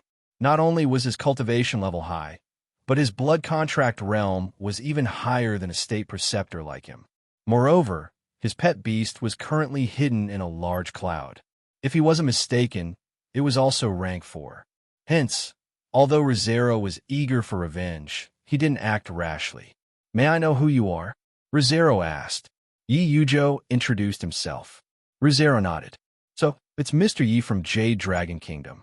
It's an honor to meet you. However, I have some personal matters to attend to today. I'll speak with you after I'm done." Having said that, he continued forward. Yi Yujo could only stop him again. "State Preceptor Zello, I'm afraid you can't do what you want to do today." "What?" Rizero's expression turned hostile as he pointed up the hill. "The culprit who killed my son is up there. It's one thing if you don't avenge him, but can I do the same?" Yi Yujo had already figured out the ins and outs of this matter. At this moment, he explained everything in detail and advised, "State Preceptor Zeluo, your son was in the wrong first. Listen to my advice and don't pursue this matter further." Rizero was enraged. "Who do you think you are? How dare you order me around?" Rizero immediately turned hostile. With a shake of his staff, a wave of energy rippled out. Yi Yujo knew that it would be naive to think that Rizero would give up on his revenge just because of his son's death. A fight was unavoidable today. Then let's do it. It wasn't wrong for the curator to protect his disciple. It wasn't wrong for Rizero to avenge his son either. However, their standpoints were different. Yi Yujo was on the curator's side, so no matter how reasonable Rizero was, he couldn't let him go. What was reality? This was reality. At Yi Yujo's level, he had long since transcended the boundaries of good and evil, right and wrong. There was no such thing as absolute good and evil, right and wrong in this world. Therefore, he did not feel any psychological burden at all. If Rizero wanted to make a move, so be it. After all, this wasn't grassy continent Snake Country, but Jade Dragon Kingdom's Maple City. Facing this energy, Yi Yujo waved his sleeves, and a wave of energy swept out as well. The two forces collided, and with a bang, a boulder between the two of them shattered. Rizero's expression turned cold. He could tell that Yujo was determined to stop him from taking revenge, so there was nothing more to say. Sure, sure. I'll have a taste of Mr. Ye's skills then. After Rizero said that, the wind and sand beneath his feet surged. Then, a tornado that was tens of feet tall appeared out of nowhere, sending sand and rocks flying towards Yujo. The latter stretched out his hand and made a grabbing motion. A stream of sword chi floated in the air. Then, Yujo flicked his finger, and the sword chi immediately turned into droplets of water that shot out and destroyed the tornado. Without another word, the two of them began to fight. However, in terms of blood contract level, Yujo clearly had the upper hand. Rizero could also see that Yujo was impressive. He sneered and formed a spell. In the next moment, the sand snake coiled around his cane immediately slithered down. Then it suddenly changed its size. In an instant, it became a huge snake that was more than 100 feet long. Sand swirled around this giant snake. Its fangs were razor sharp, and as it swung its large tail, the rustling sound was so disturbing that people couldn't help but cover their ears to prevent the sound from entering their brains. But it was all in vain. Many of the onlookers wore pained expressions. Lin Jin obviously noticed the commotion as well. He looked at the yellow sand snake curiously, feeling the urge to go down and examine it with his coiled wire needle. It was a pity that the coiled wire needle couldn't penetrate the snake at this distance. Lin Jin wasn't in a hurry. There would always be a chance. The grassy continent people's strength lay in their ferocious beasts. Although they were both rank 4, this yellow sand snake was clearly superior to Yujo's soaring cloud flood dragon, even if one was a snake and the other a flood dragon. Flood dragons were the predecessors of dragons. Of course, this was only a legend. There were many similar theories, but no matter which one it was, a flood dragon was superior to a snake. However, the current situation was one where the snake was stronger than the flood dragon. Yujo could tell that his soaring cloud flood dragon was slightly inferior when it came to pet beasts. To be able to become Snake Country's state preceptor, Yujo was indeed capable. However, Yujo's strength lay in the support of various spells. He invoked a spell, and the mist around his soaring cloud flood dragon thickened. There seemed to be the sound of water within it. The soaring cloud flood dragon let out a long roar that drowned out the sound of the sand snake's tail. The next instant, the two rank 4 pet beasts clashed. Both the grassy continent natives and Maple City's officials quickly dispersed. They didn't dare to get too close to a battle between rank 4 pet beasts in case they got caught in the crossfire and died, without even knowing how they died. Among the officials, someone was puzzled. Why is Mr. Yi fighting with the grassy continent natives? I don't know. Logically speaking, the grassy continent natives could just take revenge on their own. There's no need to stop them. Shut up, Zhuo Wintong shouted at his subordinates when he heard them discussing. Mr. Yi is no ordinary person. There must be a reason why he's doing this. Don't talk nonsense. Despite his words, Zhuo Wintong was still very confused and curious. He couldn't figure out the reason behind this. All he could do now was observe. Yujo and Rizero stood on their respective boulders, casting their spells. Rizero made a hand seal and chanted an incantation. He was clearly using a spell from the grassy continent. A beam of light descended from the sky and landed on his yellow sand snake. In an instant, the snake's body expanded once again. Before, it was only about 100 feet long. Now it had doubled in size. In terms of size, Yujo's soaring cloud flood dragon was now at a disadvantage. A battle between giant beasts would obviously cause an earth-shattering commotion. A casual blow from one of them could shatter boulders and flatten a dense forest. Trees toppled in droves in this battle, creating a deafening sound that shook the earth. Seeing that things weren't looking good, Yujo immediately cast a spell. Shadow Dragon Technique. Yujo clasped his palms together. His robes fluttered as he heard the mist around the soaring cloud flood dragon's body begin to gather. At the same time, the surrounding stream water was also sucked over, condensing around the soaring cloud flood dragon's body and forming the shape of a shadow dragon.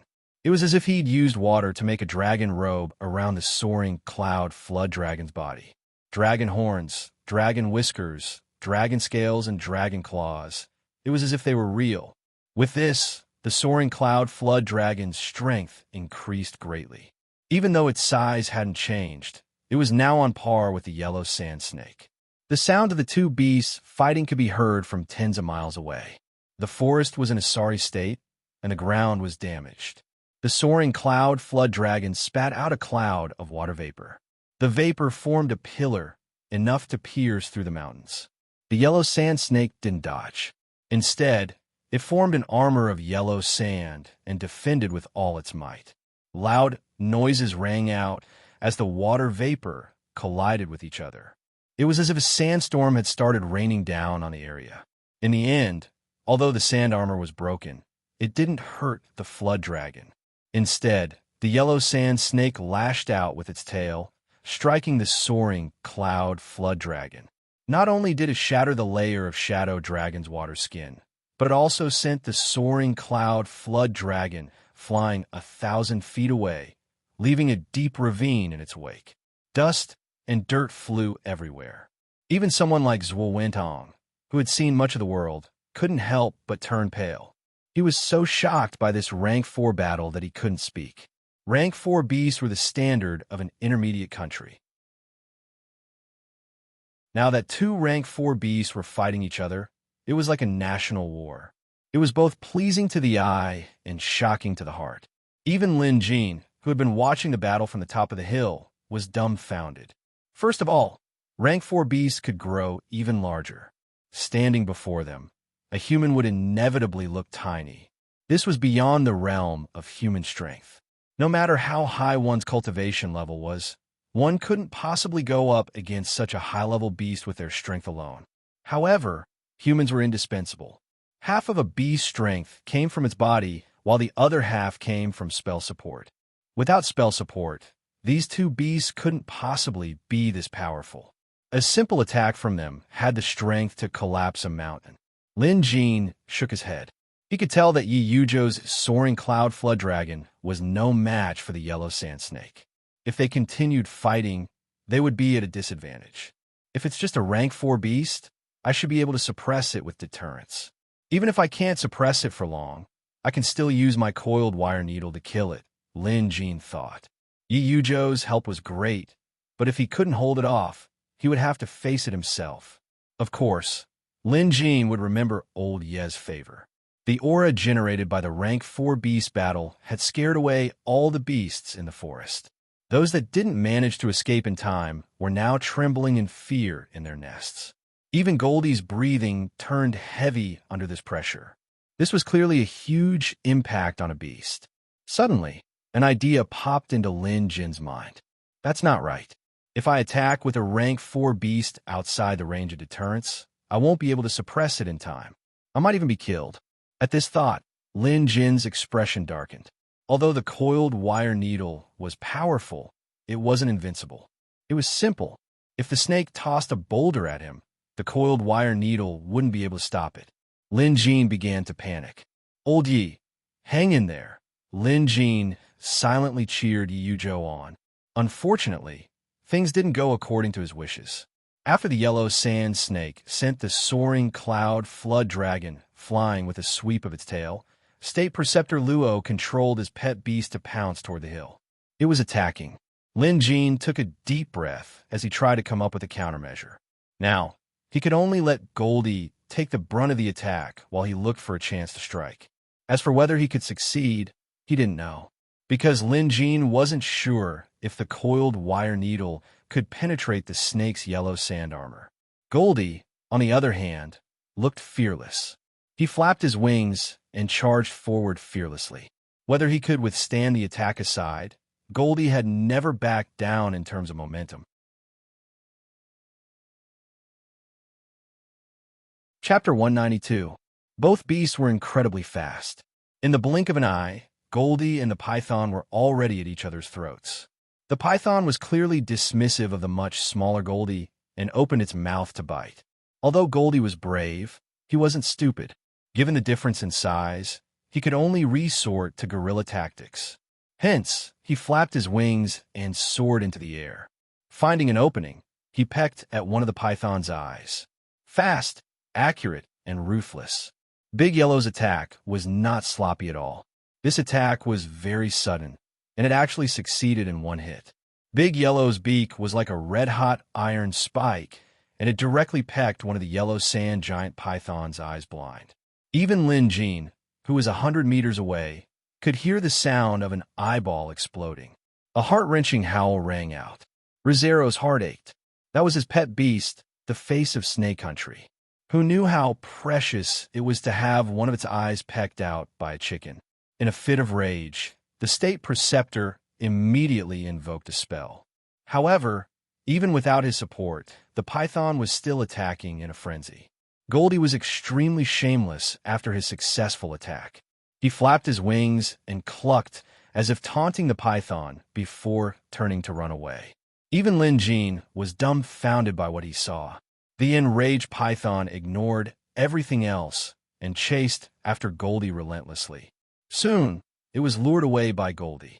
Regaining his senses, Rizero quickly ordered the python to return. If this pet beast ran away, how was he supposed to fight? Moreover, without his pet beast by his side, what if the python attacked him? Rizero broke out in cold sweat. In the end, Goldie was nowhere to be seen. With one of its eyes blinded, the python returned reluctantly. Looking at the python again, its gigantic eyeball had exploded and blood flowed freely, giving it a murderous aura. This was normal. Anyone who had one of their eyes pecked out would feel murderous. Taking advantage of this opening, Yi Yujo controlled his soaring cloud flood dragon to return. Another battle was probably about to break out. Just then, a wave of energy came from the cave behind Lin Jin. Sensing it, Lin Jin's face lit up. It was Xiaohua. It had only been a day since he fed Xiaohua the pill, but he could clearly sense that Xiaohua had woken up. And it wasn't as simple as just waking up. In the next moment, the shadow of a wolf sprang out of the cave. Almost as soon as he emerged from the cave, a ball of flame shot up into the sky, like a volcano erupting, illuminating everything for 3,000 meters. Everyone at the foot of the mountain was stunned. Why is there another beast? It's a flame wolf, but there's something wrong with it. Obviously, flame wolves weren't rare at all. Many people owned them, and they weren't considered rare beasts at all. But similarly, high-level flame wolves were extremely rare. Usually, most of them were at the first rank, with a few at the second rank. As for the third-rank flame wolves, they were as rare as phoenix feathers and Chelan horns. Of course, they had never seen a rank 4 flame wolf before. Xiaohua's body had grown bigger. However, even in his wolf form, he was still much smaller than the soaring cloud flood dragon and the giant yellow sand snake. However, the flames on his body were extraordinarily large. It really was like a volcanic eruption. Just the fire waves alone could surge more than 10 feet high. Right now, Xiaohua's entire body was covered in raging flames, as if he was a fire elf. Lin Jin had seen a smaller version of this aura before. It was when Xiaohua evolved to rank 3 and the flames he emitted had burned down his house. But now, this aura was more than 10 times stronger than before. No doubt, Xiaohua had evolved. A perfect evolution. The speed of evolution was much faster than Lin Jin had expected. Of course, this could be due to the 5 elemental fire pill, or the pressure from the battle between the flood dragon and the giant yellow sand snake that forced Xiaohua to evolve faster. Lin Jin heaved a sigh of relief. Everything was settled. Xiaohua's aura alone had completely overwhelmed the soaring cloud flood dragon and the giant yellow sand snake. Even if they were both at rank 4, Xiaohua's perfect evolution was the strongest. Lin Jin wondered if Xiaohua had skipped a level and reached rank 5 like last time. This was just Lin Jin's imagination running wild. Without appraising Xiaohua, he couldn't be sure. But one thing was for sure. That pitiful state preceptor wouldn't get the chance to seek revenge. He only had 1 rank 4 pet beast. How was he supposed to fight? If he was smart, he would have changed his strategy. At the very least, he wouldn't be so foolish as to fight head-on. Sure enough, The horrified Rizero didn't order his pet beast to attack. His expression flickered. Not only had his son died, but his pet beast had also suffered a great loss. He had lost all dignity. He couldn't accept this, but there was nothing he could do. Yujo wouldn't let him do as he pleased. Moreover, that man on the hill had a rank 4 pet beast too. How was he supposed to fight? If he continued, he would be the one to suffer. As expected of a state preceptor, Ruzero had a high level of awareness. Knowing that he couldn't get his revenge today, he simply shouted at Lin Jin, "All right, Ruzero, admit defeat today. What's your name? Do you dare to tell me your name?" This was usually the line one had to say before fleeing. Logically speaking, Lin Jin should be eliminating the problem by borrowing Xiao Hua's strength to slay the man. But this was a difficult task. Putting aside the question of whether or not he could kill the man, even if he did, he would be provoking grassy continent Snake Country. If they were to fight to the death, it would probably lead to more than just a national war. He believed Yi Yujo wouldn't accompany him in this madness. Moreover, this didn't fit the curator's persona. After giving it some thought, Lin Jin said in a deep voice, "They call me curator. If you're unhappy, you can look for me anytime. But let me warn you, if you come again, I won't let you off so easily." "Curator, you're so domineering and impressive. Rizero, will remember you. Just you wait and see." Sure enough, Rizero threatened. Just then, Yujo suddenly said to Rizero, "State Preceptor Rizero, let me give you a piece of advice for today's incident. Forget it. Don't even think about pursuing this matter. If Curator doesn't pursue this matter, you should be thanking the heavens. Don't bring disaster to Snake Country." Yujo said this out of good intentions. But to Rizero's ears, these words sounded like mockery. A blatant mockery. "Mr. Yi, how strong do you think your J-Dragon Kingdom is? Could it be that you're a premium country? How dare you boast so shamelessly? Just because of what you said, a war between Snake Country and your J-Dragon Kingdom will be inevitable." Ruzero gritted his teeth and threatened war. As Snake Country's state preceptor, he had a certain level of decision-making ability when he said something like this. Yujo frowned, musing that he should have kept his mouth shut. Why did this grassy continent man take his kindness for granted? Was this a matter between Snake Country and J-Dragon Kingdom? However, if Snake Country really declared war on J-Dragon Kingdom, it wouldn't be a joke. At the very least, Yujo had no right to decide on a national matter like this. Zhuo Wentong and the others were terrified. Did this mean that a war was about to break out? If that was the case, they would definitely suffer when they returned. Forget them. Even City Lord Bai Junkong would be in trouble. After Rizero finished speaking, he left immediately, probably afraid that the other party would try to sabotage him. This was going to be troublesome. "Mr. Yi, what should we do?" Zhuo Wentong was panicking. Even as the City Lord Manor steward, he was scared out of his wits when it came to national affairs. Yujo, on the other hand, was able to keep his composure. If Yujo was the one who started this, he would panic as well. After all, a national war was no joke. But with the curator around, there shouldn't be any problems. "Steward Zwa, please calm down. With the curator around, our J-Dragon Kingdom won't be dragged into this war." Yujo was unsure of what to do after saying this, so he immediately left the clueless Wentong behind and went to look for the curator. "Curator, I'm afraid things are going to get out of hand today. That Rizero clearly won't let this go so easily. What do you think?" Yujo was troubled. Lin Jin knew how serious this matter was. At the end of the day, this was all caused by Little Five and Shonger, so Lin Jin couldn't stay out of it. Now that things had come to this, he had to be tough to the end. Of course, he couldn't drag the J-Dragon Kingdom into this mess either. The only thing he could think of right now was to ask for help from the visitation hall's visitors as the curator. Other than that, he had to appease the J-Dragon Kingdom's officials so that they could keep their cool and not cause trouble for him. At this, Lin Jin said, "Old Yi, Snake Country's incident has nothing to do with the J-Dragon Kingdom. Help me explain this. Also, can you contact Black Crow and Ghost Child?" The only way Lin Jin could think of to make Snake Country give up on using force was to send someone to persuade them. After much thought, he decided that the most suitable candidates were Black Crow and Ghost Child. These two were known for their solitary and fearless personalities. Unlike Yi Yujo's personality and identity meant that he would never do anything out of line.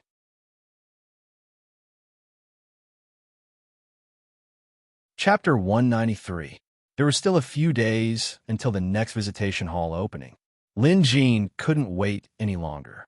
If he could contact Black Crow and Ghost Child earlier, he believed they would be willing to help out as the curator. As for how effective it would be, Lin Jin had no idea. If it didn't work out, he would have to think of another way. If Snake Country insisted on using force, Lin Jin wouldn't back down. He would evolve Goldie to rank 4 as well. Together with Shang'er, 3 rank 4s would go to Snake Country together. Let's see if Snake Country could handle them. However, this was a last resort. It was best not to use it if possible. Yi Yujo thought for a moment and whispered, "I don't know where those two are, but I know of a channel that can't see the light of day. It's used by the corrupt paths experts to spread news. We could try it." This was the only solution Yi Yujo could think of. Villainous experts had their own circles, and they would usually offer rewards.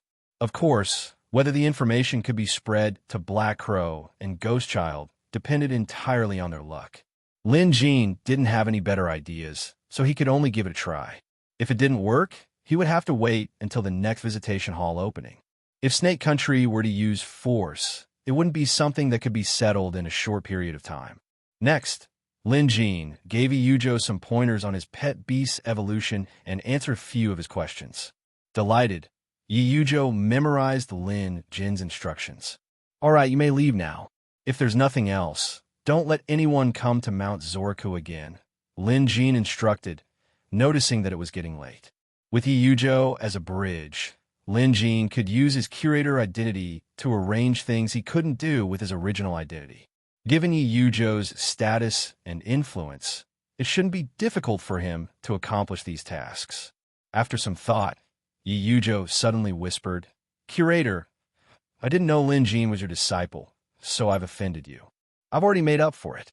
From now on, no one in Maple City will give Lin Jin any trouble.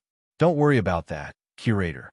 As for Mount Zoraku, no one will ever set foot here, so Curator can be at ease teaching here."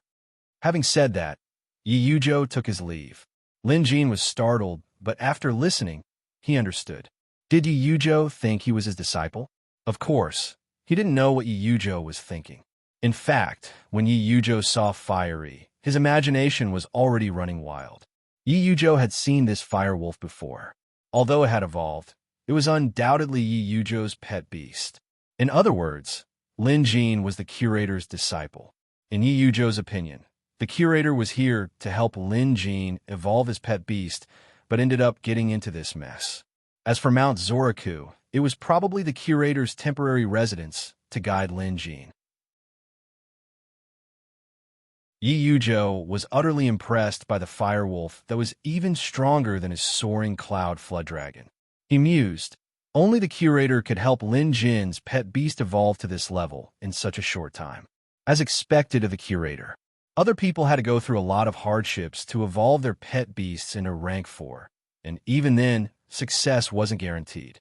Back in the day, he had to go through a lot of trouble to help his soaring cloud flood dragon evolve. Hence, the curator could not be offended. If the soaring cloud flood dragon wanted to advance to rank 5, it would be impossible without the curator's help. With these thoughts in mind, Yi Yujo was pleased with himself on the way back, thinking that he had done a great job. Yi Yujo brought Zhuo Wintong and the government officials with him. As for how Yi Yujo explained the situation to them, Yi Yujo didn't care. Everyone was gone. Only then did Lin Jin slump to the ground. He had been forcing himself to stay awake earlier. Come to think of it, it had been tough on him. Looking around, everything within several miles had been destroyed. Trees had been toppled, and some had been uprooted. Rocks and soil had been flipped over. The battle between behemoths was too destructive. And this was the wilderness. If this had happened in a densely populated city, who knew how many people would have died? Xiaohu returned to his original size and came over, rubbing his large head against Lin Jin. Lin Jin patted Xiaohu's head, and the museum immediately updated Xiaohu was information. It's really only rank 4. Lin Jin looked at it and was slightly disappointed. After all, he thought that a perfect evolution would allow Xiao Hua to skip 2 levels like before. But on second thought, it was incredibly difficult to evolve a rank 5 pet beast. Just take Black Crow and Yi Yuzhou, for example. It had been more than a day or 2 since they obtained the evolution method. So why hadn't they evolved yet? Even if they had the evolution method, they would still run into all sorts of trouble. A rank 5 pet beast was a qualitative change that couldn't be compared to a rank 4. Don't worry, let's take it slow. Lin Jin patted Xiao Hua's head. Xiao Hua was no longer a nobody. After all, a rank 4 pet beast was rare even in the Jade Dragon Kingdom, much less in Maple City. Shang'er and the fox cubs came out. She had wanted to rush out to help several times, but Lin Jin gestured for her to stay back. It wasn't appropriate for Shang'er and the others to appear in a situation like this. Yi Yuzhou must have known that there was a monster here, but he didn't ask. Why? Firstly, it was because of the curator. Secondly, as long as the monster didn't show up, he could turn a blind eye. Otherwise, even if Yi Yuzhou wanted to help, it wouldn't be easy. Lin Jin understood this principle. Convenience for others was convenience for oneself. Little 5 hadn't woken up yet, but her condition had stabilized. There was a commotion in the distance. Lin Jin turned to see Goldie running back. Speaking of which, Goldie had done a great service this time. Xiao Hua merely relied on his rank 4 pet beast's aura to suppress the enemy, while Goldie fought the grassy continent's beast head-on. Interestingly, even the Shadow Wolf was slightly injured in this battle, while Goldie was completely unscathed. Moreover, he had killed the most beasts. After all, Goldie was only a rank 3 now.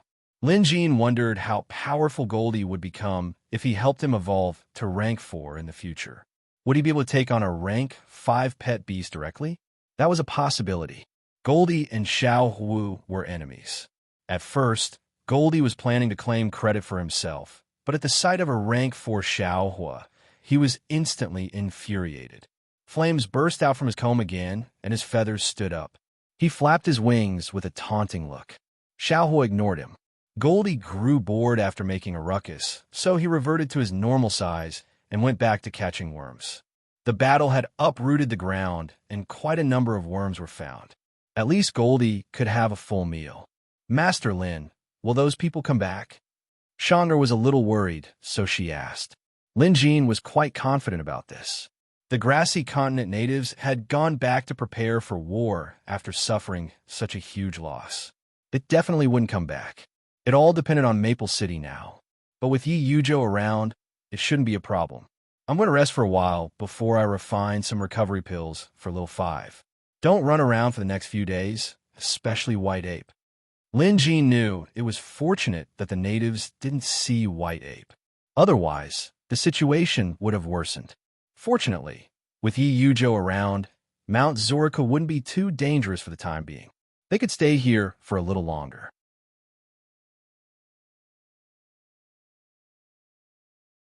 Chapter 194.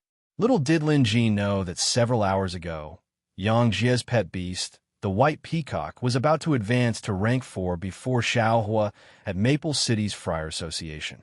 This incident had shaken the entire Maple City. After all, when the white peacock evolved, it caused a phenomenon of a towering white light illuminating Maple City. With such a huge commotion, it was impossible for people not to know about it. The Friar Association was the first to be shaken. When Yi Yuzhou wasn't around, the other mentors gathered outside Yang Jie's secluded cultivation room in an emergency. A rank 4 pet beast was a big deal in the entire Jade Dragon Kingdom, much less Maple City. Why isn't Mr. Yuzhou around at this critical juncture? One of the mentors asked.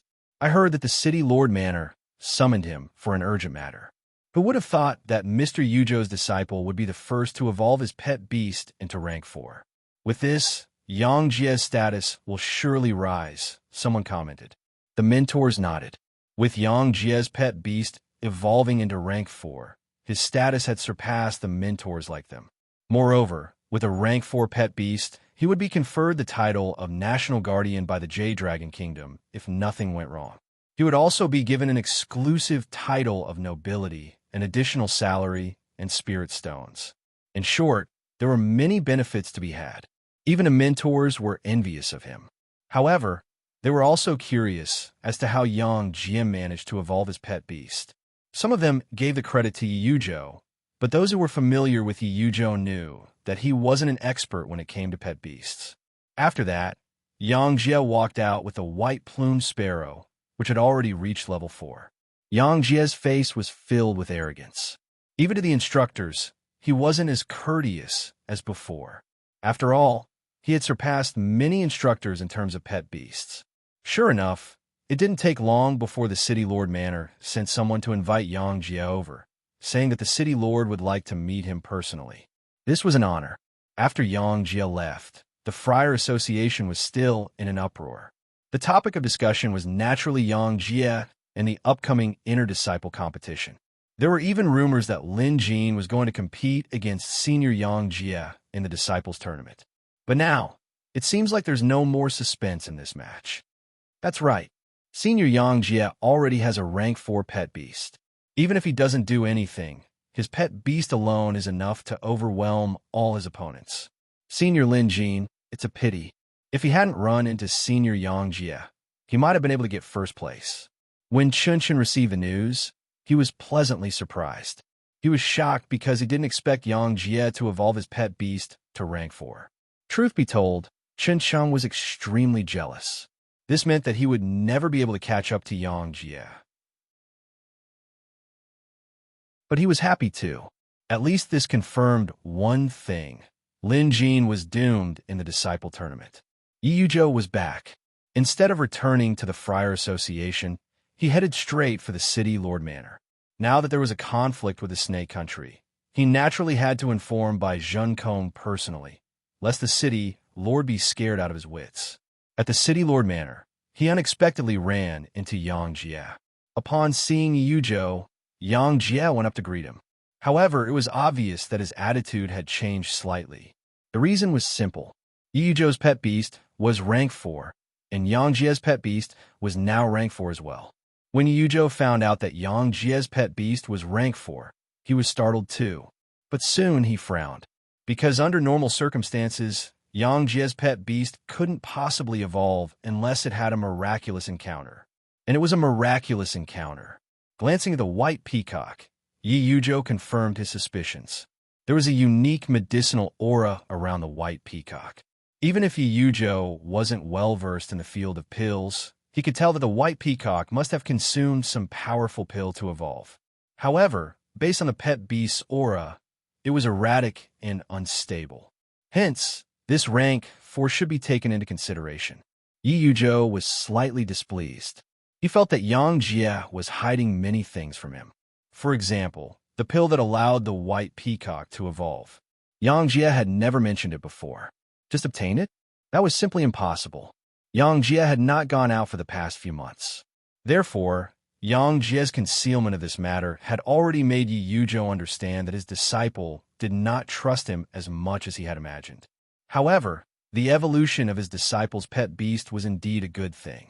Yujo didn't show any hint of displeasure and continued praising Yang Jia. It was just that Yang Jia's following words stunned Yujo. Teacher, now that my pet beast is rank 4, how does it compare to Lin Jin? Yang Jia suddenly asked. Clearly, Yujo's warning to Yang Jia not to provoke Lin Jin had caught his attention. Hence, after his pet beast evolved, Yang Jia couldn't wait to ask this question. He wanted to prove that he was stronger than Yujo, to prove that Yujo's previous warning and judgment were wrong. Although he didn't say it out loud, that was what he meant. This time, Yujo could hear the dissatisfaction in Yang Jia's voice. He sighed and said, Yang Jia, you're my disciple. You must know that no matter what, I'm doing this for your own good. I had my reasons for not letting you provoke Lin Jin, but since you've asked, I'll tell you one more thing. Don't provoke Lin Jin. Even if you have a rank 4 pet beast, it's the same. You can't afford to provoke him. It was obvious that Yujo was speaking from the bottom of his heart. He didn't want Yang Jia to suffer any setbacks. Yi Yuzhou knew very well how terrifying Lin Jin's backer was. If Yang Jie recklessly attacked Lin Jin, Yang Jie would be the only one who would suffer in the end. For the sake of his student, Yi Yuzhou had to restrain and discipline them so that they wouldn't do anything wrong. However, Yi Yuzhou's words made Yang Jie's expression change. Yi Yuzhou might be a teacher of virtue and prestige, unique in teaching, but he was clearly lacking in other aspects. For example, he had neglected Yang Jie's temperament. How could the prideful Yang Jie tolerate this? He was being belittled, and it was coming from his own teacher. Yang Jie clenched his fists so tightly that they cracked. Previously, his pet beast was only rank 3, so Yang Jie accepted Yi Yuzhou's words. But now, after Yang Jie used the ancient immortal pill he obtained by chance to promote his white peacock to rank 4, Yi Yuzhou still dared to say the same thing. Yang Jie couldn't accept it. He couldn't accept it at all. Although he didn't say anything, he had already made up his mind that he would never forgive Lin Jin. Just then, City Lord Bai Zhenkong arrived. Mr. Yuzhou is truly a renowned teacher of Maple City. Mr. Yuzhou's contributions cannot go unnoticed for your brilliant disciple to achieve so much. Bai Zhenkong was delighted. Jade Dragon Kingdom's system was unique. It was a city-state system. Although they were all under the jurisdiction of the Jade Dragon Kingdom's emperor, the city lords were hereditary. In other words, as long as a city lord didn't make any grave mistakes, the position would be passed down from generation to generation.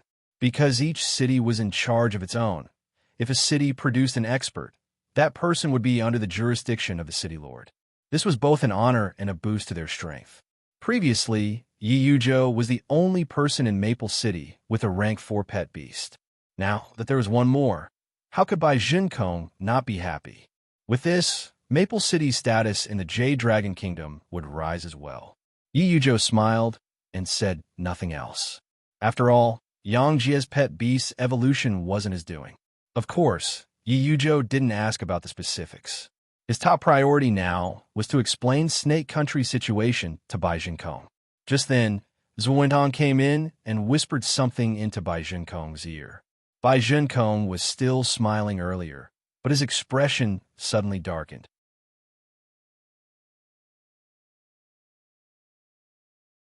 Chapter 195. Wentong, is what you said true? Bai Zhenkong asked with a trembling voice. Zhuo Wentong nodded. Yi Yuzhou naturally told Zhuo Wentong about the grudge between him and the grassy continent Snake Country. He sighed, then turned to Yang Jie and said, "Wait outside for now. I have something to discuss with City Lord Bai." Although Yang Jie was unwilling, he didn't dare to disobey Yi Yuzhou's order. He turned and left. Yi Yuzhou pondered for a moment and said, "City Lord Bai, don't worry. A national war is not a trivial matter. Snake Country won't make a decision to start a war easily. Moreover, they won't dare to use force if nothing goes wrong." Bai Zhenkong had a rough idea of what had happened. "Mr. Yuzhou, it's not that I don't believe you, but I don't understand why you insist on helping that mysterious person. You know that the son of the Snake Country State Preceptor is in trouble. You should capture the murderer and hand him over to Snake Country in exchange for appeasing their anger. Moreover, I heard that the mysterious person is protecting the monster. This matter is really inappropriate." Bai Zhenkong's tone was very impolite. If it wasn't for Yi Yuzhou's special status, he might have scolded him. If this matter really caused a national war between the two countries, his position as a city lord would come to an end. Yi Yuzhou chuckled. "City Lord Bai, if I were to really do that, it would truly be a disaster. I can't tell you the exact reason either. In any case, you don't have to worry about Snake Country. If a war really breaks out, I'm willing to shoulder all the blame and won't drag you down with me." Yi Yuzhou and Bai Zhenkong parted on bad terms because of this matter. After leaving the city lord's manor, Yi Yuzhou immediately went to a remote area. He disguised himself and put on a hat to cover his face. He then went to a market in the city. There was a place that sold all kinds of birds and falcons. In the corner of the stall sat a blind old man. Beside him was a wooden rack with 5 falcons standing on it. The old man came back almost every day. Most people had no idea what he did for a living. However, if one was a member of the evil path, they would know that this was a relay station for transmitting information. Basically, all sorts of shady things could be transmitted and received from this place. Of course, the fees were very high. Yi Yujo had trained in various places before, so he knew the rules of the Jianghu. The people here didn't care about their identities, they only did their jobs. Yi Yujo knew the rules, so when he arrived, he first threw down a gold coin. The gold coin was specially made, and there was a coiling dragon image on it. It wasn't the currency of any country, but the dragon coin of the evil path. "Give me a newspaper," Yi Yujo said. If Lin Jin was here, he would definitely be dumbfounded by the term newspaper. The blind old man did not speak. He took out a roll of grass from under his butt and handed it to Yi Yujo. Yi Yujo did not look at it on the spot. Instead, he took out 2 golden dragon coins. "I want to publish this news in the newspaper," Yi Yujo said in a low voice. The blind old man grinned, revealing his yellow teeth. Then, he stretched out 5 fingers. Yi Yujo was taken aback, but he still took out 3 dragon coins, making it 5. The blind old man smiled again and extended his hand. Yi Yujo handed over the things he had already written. After that, Yi Yujo turned to leave. The blind old man got up with the help of the wall and left for a while. When he returned, he sat down again and began to doze off. However, one of the eagles on the wooden rack in front of him was missing. After Yi Yujo returned to the Friar Association, he wondered if Black Crow and Ghost Child would be able to see the message. Then he took out the scroll the blind old man gave him and opened it. There was a piece of paper inside. There were more than 10 pieces of news written on the paper. There was a title, a content, a time, and a publisher. This was the newspaper. Written on it were all the latest news from the corrupt path. There were quite a few of the most recent events, as well as things like finding people or hiring assassins. Of course, very few people directly wrote down the contents. Most of them used code words, so newcomers wouldn't be able to understand them. They might even find them baffling. Yi Yujo looked through it, but didn't find anything of value. Most of the news happened far away from the Jade Dragon Kingdom, so after reading it, he threw it into the fire and burned it. Speaking of which, Yi Yujo was quite happy. This time, he was publishing the news on behalf of the curator. From a certain perspective, he was the curator's spokesperson. As for the curator's identity, Yi Yujo had already guessed it. He knew of some experts in this world, but none of them matched up to the curator. To Yi Yujo, none of the experts he knew could compare to the curator. Sure Family Medicine Hall. Recently, due to the impact of the Chun Medicine Hall, the Sure Family Medicine Hall could be said to be deserted. There were very few customers who came to buy medicine and pills. In order to crush the Sure family, the Chun family kept the prices of their medicinal herbs even lower. Commoners worked hard to earn their money, so if they could get a cheaper price, they would be more than willing to pay. Moreover, the Chun family was trustworthy in terms of quality. In Maple City, the Chun family's reputation was on par with the established Sure family. Sure Wenjun was well aware of Chun Wenlin's methods. As the head of the Sure family, not only was she skilled in pelletization, but she was also skilled in business management. If it weren't for Sure Wenjun, the Sure family situation would have been even worse. Other than her, there were others in the Sure family who could surpass Sure Wenjun in pelletization. But when it came to business management, no one could surpass her. Sure Wenjun held her ground against the Chun family's attempts to suppress them. Even if she couldn't sell any medicinal herbs for a day, she didn't lower the price. Because Sure Wenjun knew that the Chun family's real trump card was the pill business.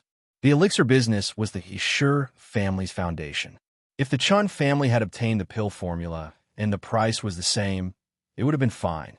However, the Chun family wanted to crush the Sure family, so this battle was a matter of life and death.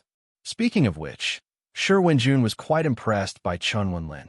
This man had started from scratch and was able to get to where he was today. It was truly impressive. Under normal circumstances, if Wu Qinwei had stolen the pill formula to the Chun family, the Sure family would have no chance of making a comeback unless the Sure family had some other secret pill formula. Fortunately, the Sure family received Lin Jin's support during their most critical moment, and he gave them the pill formula. Everything else aside, the 9-water floating cloud pill alone was enough to solve the Sher family's desperate situation. Moreover, the 9-water floating cloud pill wasn't the only pill formula Lin Jean gave them. For the past few days, the Sher family's pelletization experts have been acting mysteriously, shutting themselves into focus on pelletization. Today was the day the Sher family retaliated. Early in the morning, the Sher family hung up a sign outside Maple City's largest medicine hall and invited the city's dignitaries to attend the launch of their new pill. It could be said that the lineup was huge.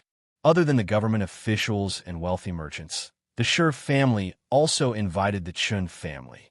Although Sher Wenjun was a woman, she was a straightforward person and had the intention of going head-to-head with the Chun family. Of course, the Sher family kept the announcement of their new pill a secret. Other than a few core members of the family, no one else knew about it. Once bitten, twice shy. If someone from the Sher family betrayed them, the Sher family would be done for.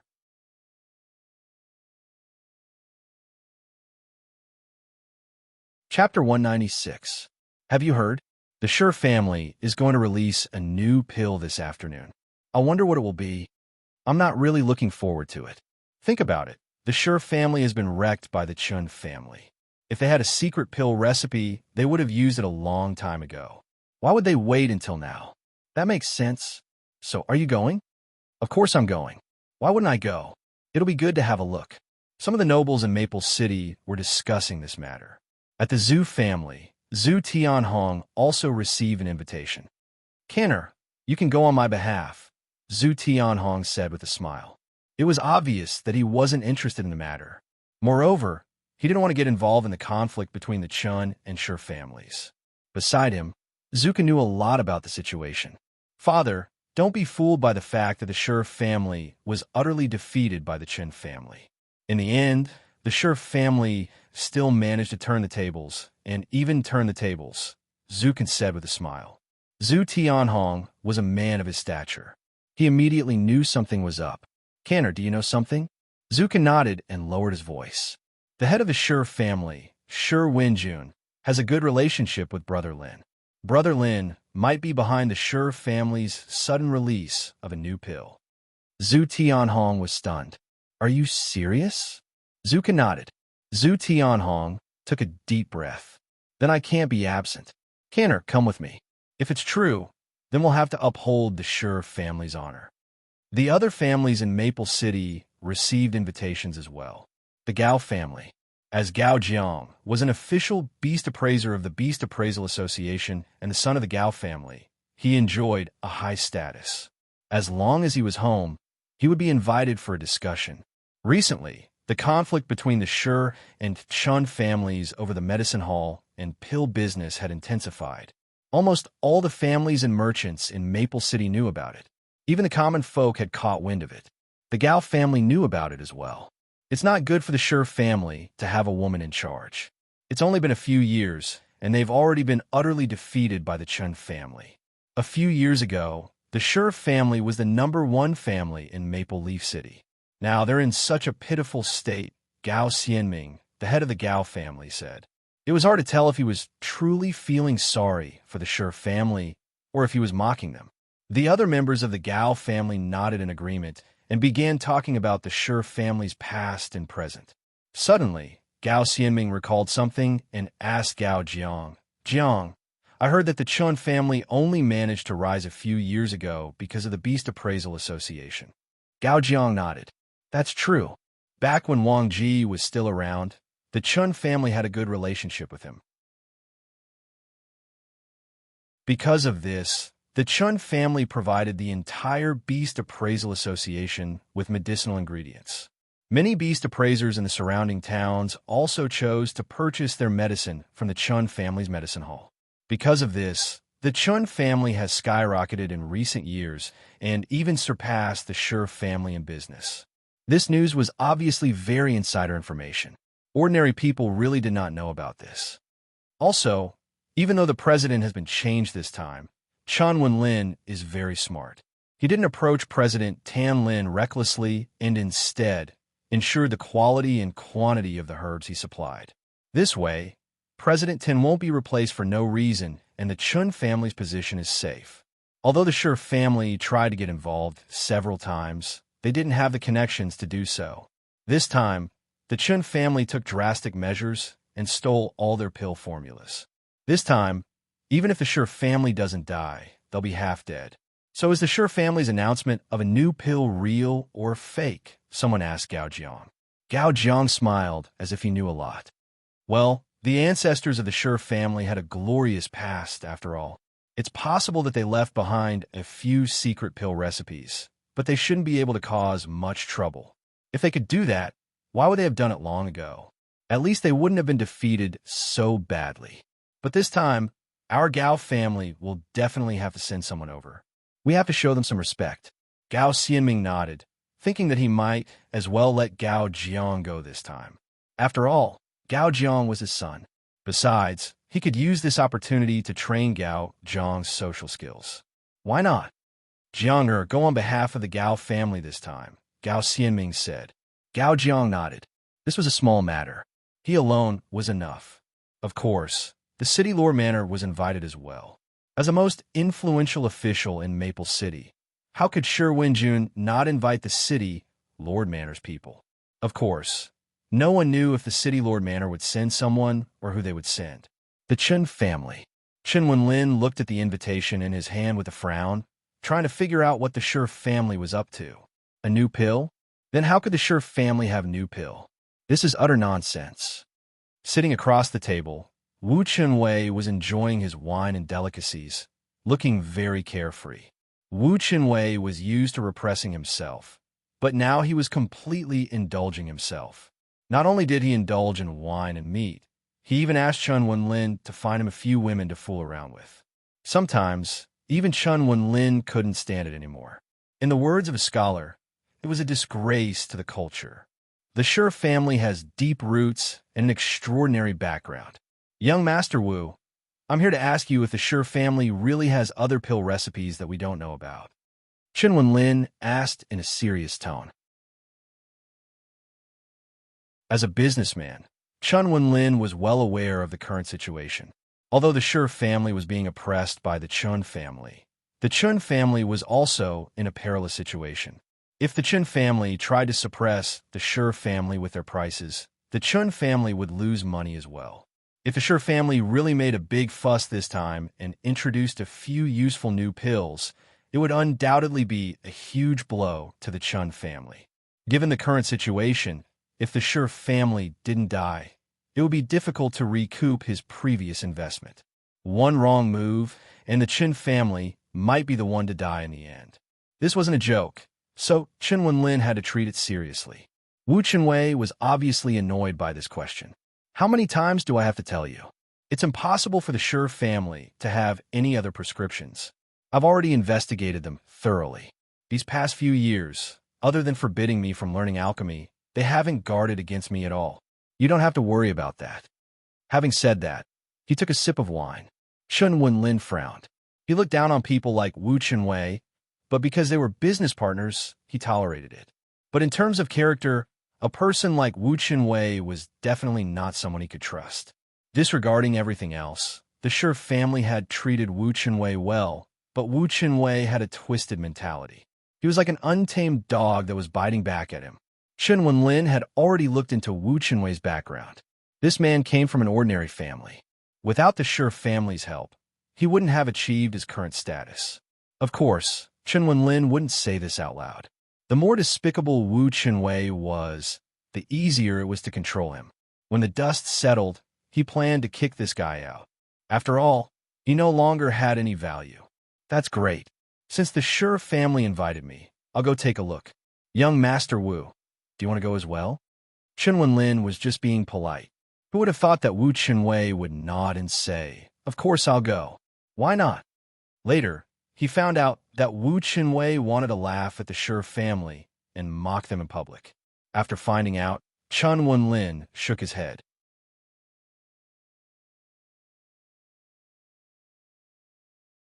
Chapter 197. The sun moved quickly, and in the blink of an eye, it had already risen above their heads. The Shi family's largest medicine hall was already crowded with guests. Basically, all of Maple City's reputable figures have been invited by the Schur family. As the chief of Maple City's Beast Appraisal Association, Tan Lin held a high position, and the Schur family would never forget her presence. However, due to Tan Lin's busy schedule, she might not have the time come.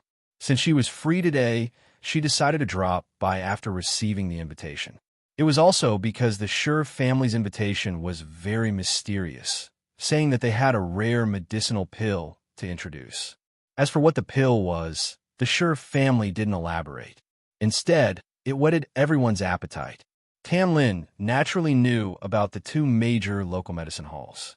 She also knew that her previous chief, Wang Ji, was working with the Chen family.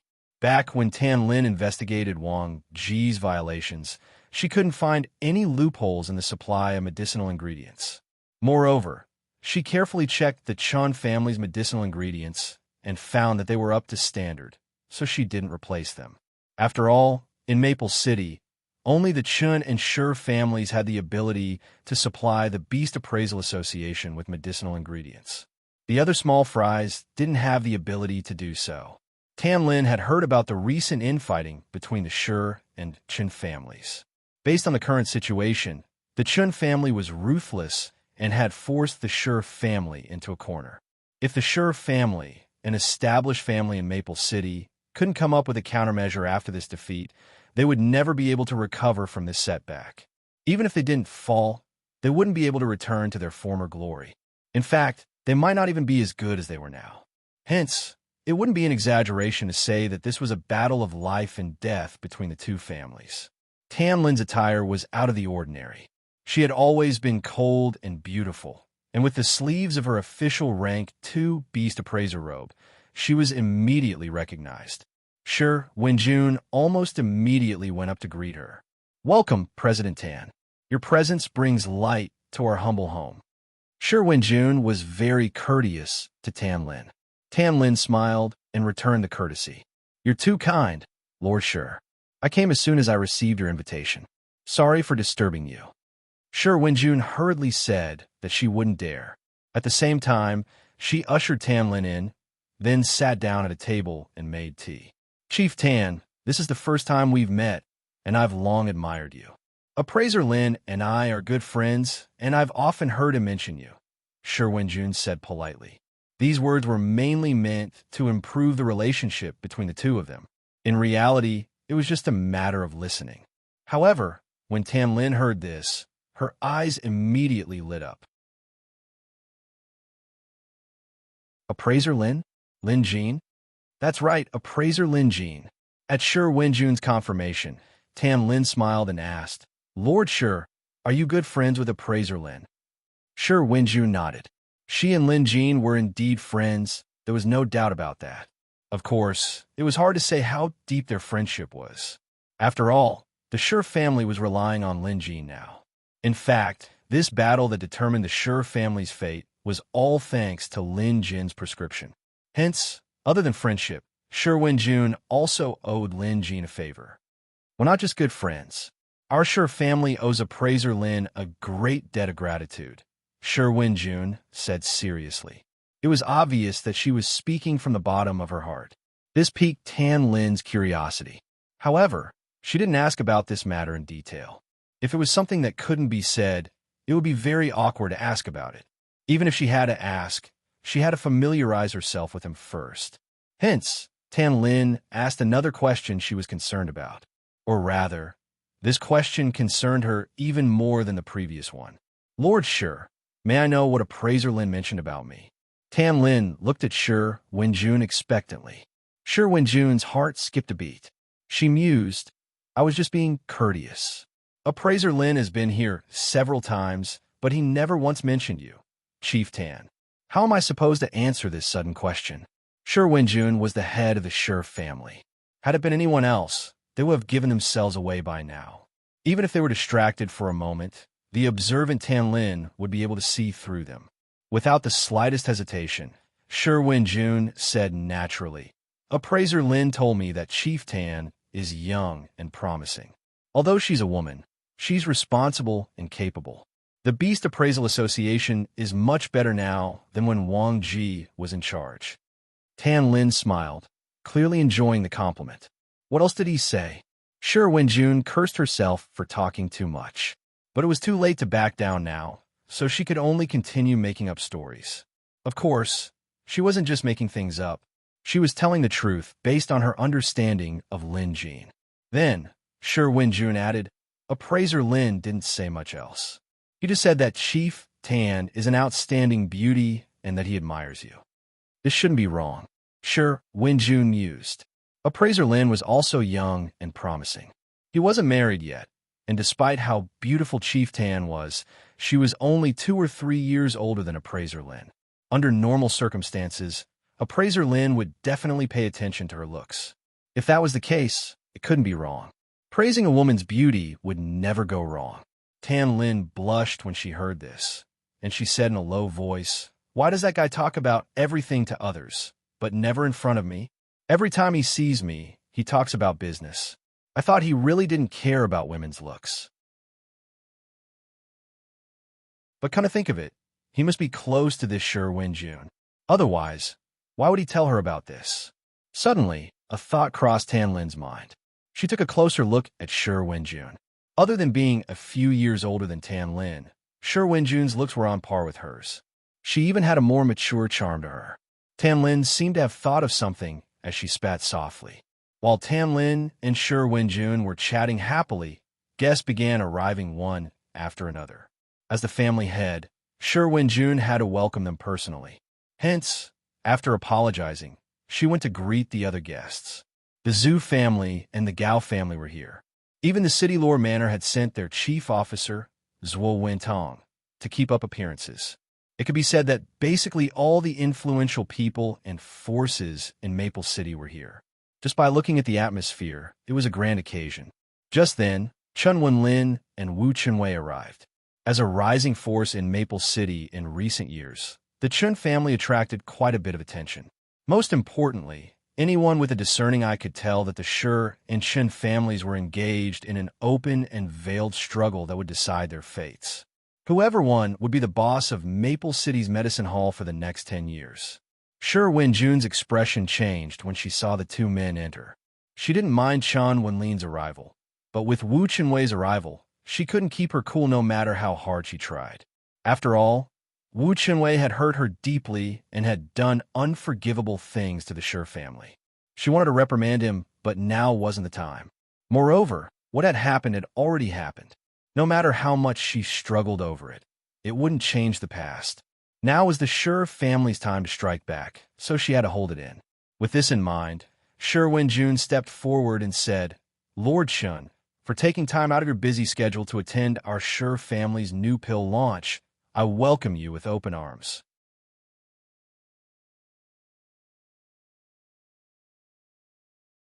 Chapter 198.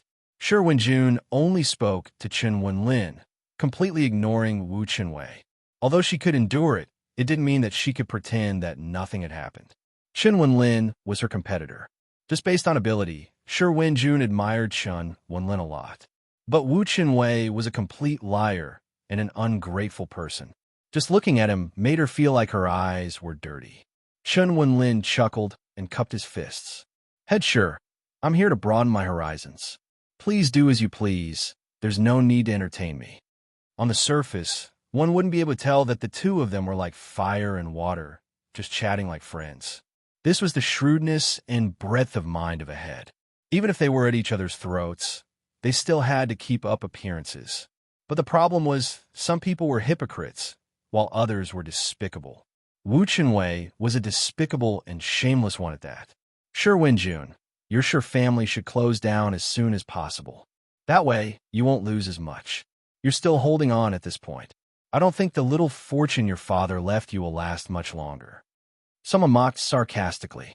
Needless to say, it was Wu Chunwei. He was here to provoke and watch them make a fool of themselves. Plus, he had no qualms about being arrogant. Sure Wenjun's expression changed slightly. She continued to ignore Wu Chunwei. She apologized to Chun Wenlin and turned to leave. Arguing with Wu Chunwei was degrading. Although sure, Wenjun wanted nothing more than to tear Wu Chenwei's face apart, she had to endure. Even if her heart was filled with humiliation and anger, even if tears were welling up in her eyes, she couldn't let them fall. Because of this, Sure Wenjun bit her lip until it bled. Her nails dug into her flesh. Naturally, Wu Chenwei's words were displeasing. Even Chen Wenlin was frowning. However, he knew that Wu Chenwei had come to taunt the Sure family. It was to be expected. As long as he didn't go overboard, everything would be fine. Chen Wenlin had a high view of things. He didn't want to do something like this. To him, destroying the Sure family and becoming the leader of the industry was his goal. The guests took their seats. At this moment, the largest medicine hall of the Sure family was filled to the brim. Some people didn't even have a seat and could only stand. To be honest, some of the Sure family members were happy to see the scale of the event, but at the same time, they were worried. If the Sure family's new pills weren't good enough, they would be in trouble. The higher you stand, the harder you fall. This was a famous saying since ancient times. Despite how lively the scene was, there were definitely quite a number of people who wanted to see the Sure family make a fool of themselves. Most of the Sure family members had no idea what kind of pills they were releasing this time. After all, this was a top secret, and Sure Wenjun had learned from her mistakes. She would never reveal her trump card until the very last moment. At this moment, an elderly shopkeeper who had worked in the Sure family for more than 20 years stood up to make some polite remarks. Then, as the head of the family, Sure Wenjun also expressed her gratitude to the guests. At this moment, Wu Chenwei, who was sitting down and munching on some snacks, said, "Don't talk about these useless things. Doesn't the Sure family have a new pill? Hurry up and take it out. Don't tell me you're trying to make yourself look good." The Sure family members were indignant. Some of the hot-blooded young ones wanted to rush over and give Wu Chenwei a good beating. Sure Wenjun suppressed the rage in her heart. She scanned the crowd and said, "Everyone, the Sure family is indeed launching a new pill this time. Whether or not we're just trying to make ourselves look good, you'll find out soon enough." Then, she made a gesture and someone immediately brought a tray over. The person carrying the tray was an elderly shopkeeper. Although he was old, his steps were steady. The tray in the shopkeeper's hands was also exquisitely crafted. It was made of high-quality rosewood. One look, and you could tell that it had been around for a long time. It had a glossy, jade-like luster and gave off a deep impression. The tray was covered with a red cloth. Sure Wenjun lifted the cloth to reveal a jade bottle. It was a container specifically used to store pills, and it was of the highest quality. Generally speaking, a pill container had to match the grade and quality of the pill. Only a good pill would be worthy of a good container. If a low-quality pill was paired with a high-quality container, it wouldn't be appropriate no matter how one looked at it. Hence, the moment this jade bottle appeared, it immediately attracted everyone's attention. This is a green jade bottle. Judging by the value of this container alone, it shouldn't be cheap. Ordinary pills aren't worth using this kind of jade bottle to contain. Could it be that the Sure family can really produce a top-grade pill this time? Someone was discussing among themselves. A pill container is like a rich man's mansion or carriage. It's a contrast. A poor man living in a rich man's house will only make a fool of himself and make a fool of himself. Back in Maple City, there were no pills worth storing in a green jade bottle. To be honest, I'm very curious as to what kind of pill the Sure family is bringing out. Someone else's curiosity was piqued, and they focused their attention on the bottle. Some were curious, some were shocked, and some were indifferent. Wu Chenwei continued to provoke and belittle the Sure family, but no one paid attention to him. After a few words, he felt bored and didn't bother to say anything else. He just glared at the Sure family, waiting for them to embarrass themselves. I don't believe that the Sure family can come up with any amazing pills. I've already seen through you guys. Wu Chenwei's eyes were unfriendly. Chen Wenlin was also a little nervous. Although he didn't believe that the Sure family could come up with any amazing pills, this lineup was indeed frightening. What he was thinking was if the Sure family really had a new pill, how was the Chun family going to deal with it? Besides, even if they had a new pill, it might not be able to change the current situation. Let's see what kind of pill it is. Chen Wenlin stared intently at the green jade bottle. Seeing that the crowd's curiosity was piqued, Shi Wenjun knew it was about time. She smiled and picked up the green jade bottle. At that moment, the crowd could see that the green jade bottle was intricately carved and the jade was crystal clear. They could even see that there was liquid inside. Wait, liquid? The crowd was shocked when they got a closer look. Some of them even stood up. Why is there liquid inside? That's strange. After refining a pill, it's supposed to be moisture-proof. It can't even come into contact with water. This green jade bottle is filled with liquid. Isn't this nonsense? Who knows what's going on? Let's take a look first. Anyone who knew a thing or two about pelletization would know that pills were usually refined using fire. Once the pill was refined, it couldn't come into contact with water. Otherwise, it would melt and the pill would be considered useless. Hence, when they saw the liquid flowing inside the green jade bottle in Shi Wenjun's hand, they were dumbfounded and in disbelief. Among the crowd, someone seemed to have thought of something and mumbled to himself. Could it be the 9-water floating cloud pill? If Lin Jin were here, he would recognize this person as Lu Bin. Speaking of which, Lu Bin hadn't returned home for the past few days. Instead, he stayed in Maple City. Lin Jin had asked him to wait for a few days, so he waited. No matter what, he had to invite Lin Jin to Jade Dragon City. Since he had nothing better to do today, he was strolling around Maple City when he saw many people heading towards the Shi family medicine hall. Curious, he came over to take a look. With his skills, it was a piece of cake for him to blend in with the crowd. However, there were no seats available. Now that he saw the liquid inside the green jade bottle, he immediately thought of the 9-water floating cloud pill. It wasn't that Lu Bin was an expert in this field. It was just that he had come into contact with the 9-water floating cloud pill a few days ago. Furthermore, he had personally witnessed the pill floating in water without dissolving. That was why he immediately made the connection. It can't be such a coincidence, right? Lu Bin laughed at himself.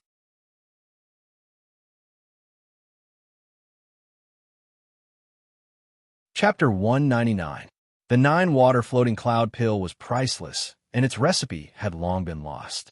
Lu Bin only knew about it because of Lin Jin. How can medicine hall like this have a recipe? Just as Lu Bin was contemplating, someone approached him. After taking a closer look, the person asked in a respectful and cautious tone, "Are you General Lu?" Lu Bin gaped in shock. He had been so focused just now that he hadn't noticed anyone approaching. Turning his head, he saw a person standing off to the side. When their eyes met, the man's face fell, and he was just about to bow. Lu Bin quickly stopped him. "Oh, it's Wentong. Don't make a fuss. I'm just taking a look." That person was the City Lord Manor's chief officer, Zhuo Wentong. The two of them clearly knew each other, and they were old acquaintances. In his early years, Zhuo Wentong had also served in the army under Lu Bin's command. However, Lu Bin later resigned and became a royal consecrator. Zhuo Wentong also returned to the army and became a steward in Maple City's City Lord's office. This was why Zhuo Wentong was so respectful when he saw Lu Bin today. After all, he was an old leader. "General Lu, since you're coming to Maple City, why didn't you inform Wentong?" Zhuo Wentong couldn't care less about the new pill announcement. Compared to Lu Bin, it was nothing. Lu Bin was pleased. After all, it was a good thing that his old subordinate remembered him so much. However, he was here to keep a low profile. He was here to invite Lin Jin to the royal capital, so he didn't plan on making it public. "I'm here on a private matter, so I didn't plan on disturbing you." "Wentong, you're busy after all," Lu Bin said with a smile. Zhuo Wentong immediately pulled Lu Bin over for a drink. Lu Bin wanted to join him too, but after some thought, he said, "Wentong, you're a guest. It's not appropriate for you to leave just like that." There's nothing inappropriate about it. Zhuo Wentong didn't mind. He didn't mind, but Lu Bin did. Lu Bin wanted to know if that pill was really the 9-water floating cloud pill, so he didn't leave. Zhuo Wentong didn't dare to leave either. However, he didn't dare to sit down in front either. Instead, he stood respectfully beside Lu Bin. No one noticed at first, but as time went by, people started noticing. After all, Zhuo Wentong's status was not ordinary. Seeing him standing respectfully beside an old man, And then looking at the extraordinary bearing of that old man, it was obvious that he was not an ordinary person. The various factions of Maple City, including Shi Wenjun on the stage and Chun Wenlin in the audience, all noticed Lu Bin. However, Shi Wenjun was busy at the moment. Otherwise, she would definitely pay him a visit. At this time, Shi Wenjun saw that the atmosphere was already heated up, so she directly said, "I wonder who here recognizes the elixir in my hand?" No one answered. Either he couldn't tell, or he couldn't make up his mind. After all, even an expert would not be able to recognize a pill that could be soaked in water. At this moment, an old man in the audience suddenly said, "I don't know much about pharmacology, but I like to read. The Book of Pills was something I had to read when I was young." The Book of Pills is a work of literature that can be passed down to future generations, not only because of its knowledge of pills, but also because of its rare style of writing. In the mantra of pills, there is a pill called the 9-water floating cloud pill. Its medicinal theory is specifically used to dispel evil and evil. Be it ghosts, evil spirits, or evil curses, it can cure all of them. The pill won't melt in water, but it can form a layer of wax. However, the recipe for this miraculous pill has long been lost. I've lived for over 80 years, but I've never seen it. What a pity. Master Shi, let me ask you, is this the 9-water floating cloud pill? The old man who spoke was a famous scholar in Maple City. He was rather prestigious and knowledgeable. While others might not be able to figure out what the pill was, the old man could see through it and asked directly. Even Shi Wenjun was quite surprised. After all, those who did not study alchemy would rarely read the alchemy scripture. Even those who had read the alchemy scripture might not be able to recall the 9-water floating cloud pill from the hundreds and thousands of pill descriptions. Mr. Yang Tang is indeed knowledgeable, Shi Wenjun said respectfully. Although she didn't say it out loud, everyone could tell that the pill in her hand was the 9-water floating cloud pill. Everyone was shocked. Those who didn't know what was going on quickly asked those who knew about it. Soon, the 9-water floating cloud pill's effects became common knowledge. This pill was used to dispel evil spirits. Those who were disturbed by ghosts or cursed could mostly be treated with the 9-water floating cloud pill. Chun Wenlin's expression darkened. As a businessman, he naturally knew the value of the 9-water floating cloud pill. Don't be fooled by the fact that the average person couldn't use this pill. It was like a stabilizing force at times. Simply put, it could enhance one's status. In the future, if the Shi family had the pill, but the Chun family didn't, outsiders would think that the Chun family was inferior to the Shi family in terms of pills. With that, who would the average person choose to buy the pill? Most people would probably go to the Shi family, even if the Chun family's pills were cheaper. This wasn't a good sign. However, Chun Wenlin still had his doubts. After all, how could the Shi family have a pill recipe that had been lost for hundreds of years? In other words, Chun Wenlin felt that the Shi family was lying. Wu Chunwei was also in disbelief. He wasn't as shrewd as Chun Wenlin, so when he saw the situation, he immediately said, "You just randomly picked a lousy pill and claimed it to be the long-lost 9-water floating cloud pill? Does the Shi family take us for fools?" Clearly, he didn't believe it either. At this, the crowd calmed down. Come to think of it, no matter how rich the Shi family was, they couldn't possibly have an ancient pill recipe like the 9-water floating cloud pill. This was a legendary pill. Some people even believed that the 9-water floating cloud pill didn't even exist in this world. At this moment, the majority of people doubted this. Tan Lin found it hard to believe as well. As a beast appraiser, she had read the Book of Pellets before. Most of the pills described in the book were either lost to history or described in a few words. It sounded unreal and unreal. The 9-water floating cloud pill was one such pill. She felt that the Shi family might really be lying. She had already spotted Lu Bin. After some thought, she stood up and went over. She had met him before. Although they weren't particularly close, her father, Tan Sun, and Lu Bin were on good terms. As a junior, she had to greet him. Otherwise, her father would surely scold her for being rude when she returned to the royal city. "Good day, General Lu," Tan Lin greeted. Lu Bin had noticed Tan Lin as well. He smiled. I heard from Old Tan that his precious daughter is the chief of Maple City's Beast Appraisal Association.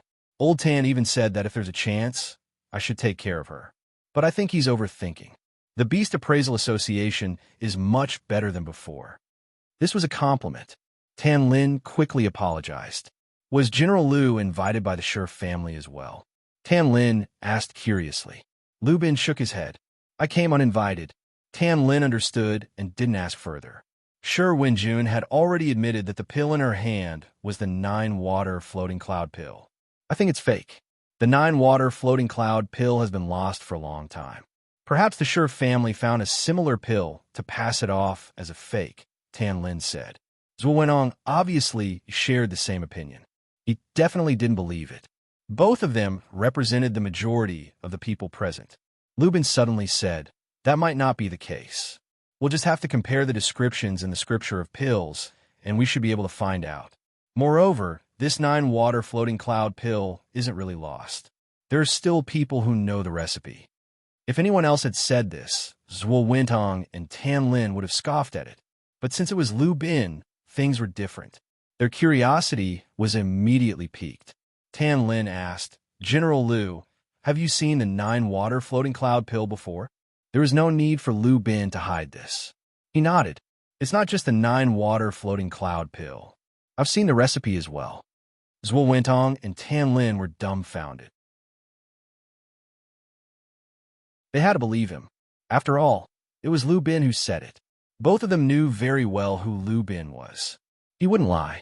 Could it be the royal family's precious recipe? Zhuo Wentong guessed. Tan Lin nodded. This was the most likely possibility. However, Lu Bin's next words left both of them dumbfounded. How could the royal family have such a recipe? If they did, they wouldn't have. Forget it. Stop making wild guesses. I've seen the recipe for the 9-water floating cloud pill with my own eyes. I've also seen the completed pill. Its effects are exactly as described in the scripture of pills. I got this recipe from an expert in Maple City. Zhuo Wentong and Tan Lin gasped when they heard this.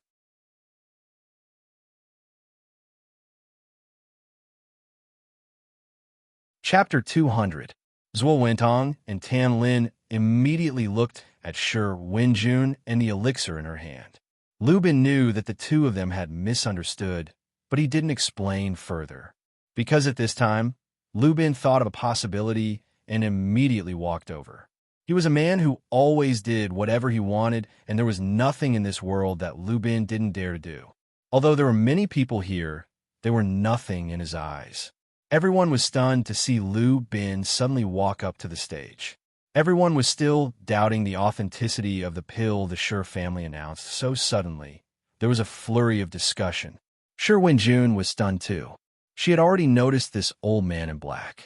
For Zhuo Wentong and Tan Lin to greet him, he was definitely no ordinary person. After Lu Bin went on stage, he ignored the crowd and extended his hand. Let me see the pill. His tone was calm, but it was imposing. Sher Wenjun had never met someone like him before, but she was the head of a family after all. Without hesitation, she handed the green jade bottle to Lu Bin. The latter opened it, took a sniff, and nodded. Not bad. This is indeed a 9-water floating cloud pill. With a single sentence, after a short period of silence, the crowd immediately exploded. Who is this person? How does he know the pill is real? I don't know. Maybe he's a pill expert. Don't panic. Let's wait and see. Someone questioned. Who do you think you are? Do you think you're telling the truth just because you say it's real? I think you're just a shill hired by the Sher family to purposely spout nonsense on stage. Among them, the one who shouted the loudest was obviously Wu Chenwei. His voice was so loud that it drowned out everyone else. Insolence. Lu Bin wasn't a pushover. Rules and whatnot were bullsh asterisk to him. Sometimes, he even dared to scold the emperor of Jade Dragon Kingdom for the sake of the 6th princess. Everyone in the royal city knew about his fiery temper. Now that someone was spouting nonsense at him, what would Lu Bin do? He turned his head and glanced at Wu Chenwei, who had already stood up. Wu Chenwei's body immediately stiffened as if he had been electrocuted. His neck was being strangled, and he couldn't say a word. Cold sweat immediately dripped down his forehead. This was power. It was also a type of spell. In the depths of the forest, when rabbits encountered fierce tigers, many of them would be scared to death. Experts with higher blood contract realms would borrow the power of fierce beasts to cast spells. Sometimes it would be amplified by sound. That was why since ancient times, a fierce general's roar could cause people to fall off their horses and die suddenly. There were also experts who glared angrily, causing people to be frightened and lose their minds. Lubin was obviously the latter. He cast a small spell, augmenting his pet beast /S intimidating aura with his eyesight, causing Wu Qinwei to lose his voice in fright. Of course, if he was brave enough, it would only be temporary, and he would be able to recover very quickly. However, the problem was that Wu Qinwei was not a brave person. This time, not only was he trembling all over, but he was also sweating profusely. Moreover, his crotch was smelly. He was actually so scared that he peed his pants. Chen Wenlin was sitting at the side. His nose was very sensitive, and when he smelled that something was wrong, Lu Bin had already retracted his gaze. Chen Wenlin looked at Wu Qinwei, who was already foaming at the mouth and collapsed to the ground with a thud, unconscious. Naturally, there was chaos on this side. However, after this incident, no one dared to make a ruckus anymore. Everyone could tell that this old man in black on stage wasn't someone to be trifled with. Lu Bin went up to examine the pill not because he wanted to help the Shi family, but because he wanted to clarify something. Then, he looked at Shi Wenjun and asked, "Where did you get this prescription from? Can you tell me?" Shi Wenjun could tell that Lu Bin wasn't an average person. However, Lin Jin was the one who gave her the prescription, and he didn't allow her to advertise it, so she didn't want to tell him. Lu Bin noticed her hesitation as well, but he had already guessed it, so he asked in a low voice, "Did Appraiser Lin give it to you?" It was normal for Lu Bin to think this way. He was just curious about this and wanted to confirm it. Sure enough, at the mention of Appraiser Lin Shi Wenjun its expression changed immediately. She looked at Lu Bin in surprise before nodding. Lu Bin smiled and didn't ask any further. He then walked down the stage. The onlookers were scared out of their wits, not daring to stop him. This man didn't even do anything. All he did was glare, and Wu Qinwei was so scared that he fainted. Only an idiot would offend him. Returning to his original position, Lu Bin continued to watch as if nothing had happened. Zhuo Wentong smiled helplessly. With Lu Bin's temperament, he would do whatever he wanted to do, and no one could control him. It was the bad luck of the brat who shouted just now. He actually dared to spout such arrogant words. Zhuo Wentong obviously wouldn't care. Even if someone reported this to the authorities, with him around, no one would dare to cause trouble for Lu Bin. After all, Lu Bin only glanced at that brat. Who asked him to be such a coward? Then, Shi Wenjun displayed the pill. The great scholar, Mr. Yang Tang, went up to examine it. Based on his research, he could basically confirm that the pill the Shi family presented was the legendary 9-water floating cloud pill. For this, he even found a patient who was possessed and had him consume the pill on the spot to verify its effects. Sure enough, it could dispel the curse. The atmosphere was now at its peak. Shi Wenjun was obviously happy, but Chen Wenlin, who was below the stage, didn't look too good. So the /S real. But where did the Shi family get the pill recipe from? Chen Wenlin couldn't sit still anymore. While the 9-water floating cloud pill was just a pill, its effects were immense. After all, this was an ancient miraculous pill. To be able to refine such a pill, at least in the eyes of the common folk, the Shi family pill refining skills were far superior to the Chun family /S. In addition, if the government and other aristocratic families wanted to purchase medicinal herbs and pills, the Shi family could provide the 9-water floating cloud pill. If the Chun family couldn't then the Shi family would definitely use this matter to nibble away at the Chun family /S living space. Most importantly, the Shi family now had a trump card that could hold on. This was extremely disadvantageous to the Chun family. Chen Wenlin felt like he was sitting on pins and needles. But he couldn't /T leave because the product launch wasn't /T over yet. This wasn't /T the only pill the Sure family was going to release today. As expected, Sure Wenjun brought out a few more pills. Some of these pills weren't /T even recorded in the book of pills. But with the 9 water floating cloud pill as an example, no one dared to doubt it anymore. /6 Yang B Soul pill, 16 B Soul pill, 6 Unity pill, energy pill, / who would have thought that the Sure family would be so generous this time. / most of these pills can be consumed by pet beasts. According to the Sure family, if a pet beast has a pure Yang or Yin attribute, there is a high chance that it can evolve after consuming the 6 Yang and 16 B Soul pill. Just this fact alone is enough for me to buy one of these pills. / Lord Sure, do you have these pills on sale now?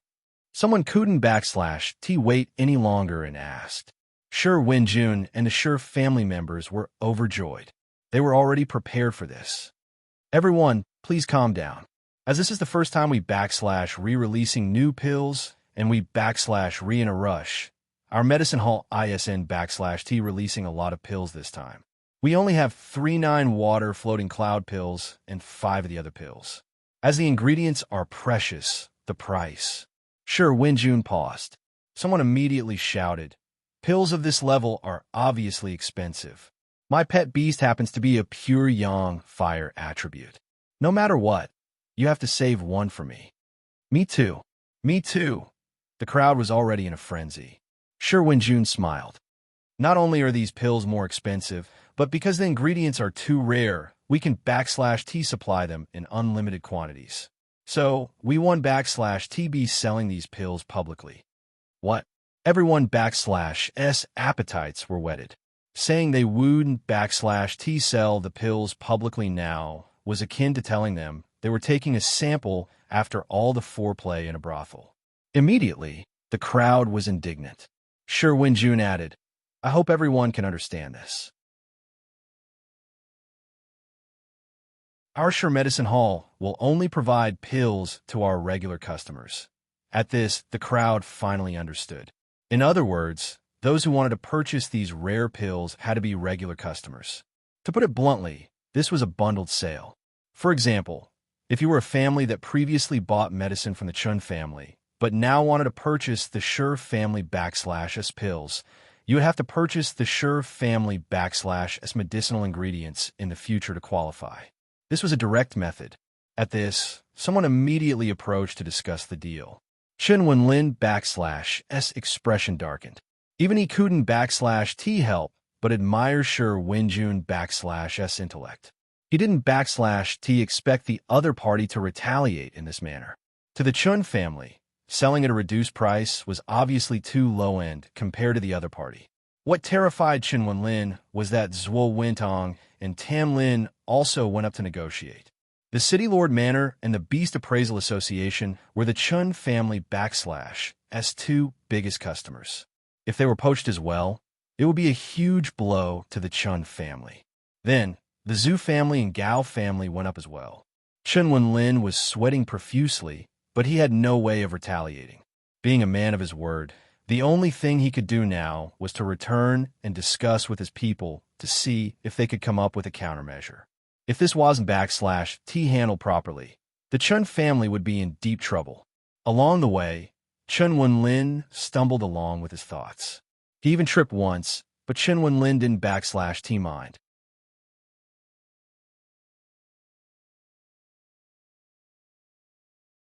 Chapter 201. Back home, Chen Wenlin ran into his daughter, Chen Yuanyuan, who was about to head out. Dad, what happened to you? Chen Yuanyuan noticed the dust on Chen Wenlin's body. He had clearly fallen down, so she hurried over to ask. Chen Yuanyuan had been living a comfortable life lately. Due to the Chun family's influence, she was extremely pleased with herself, especially when she learned that the Chun family could surpass the Sure family and become one of Maple City's major families. She was even more pleased with herself.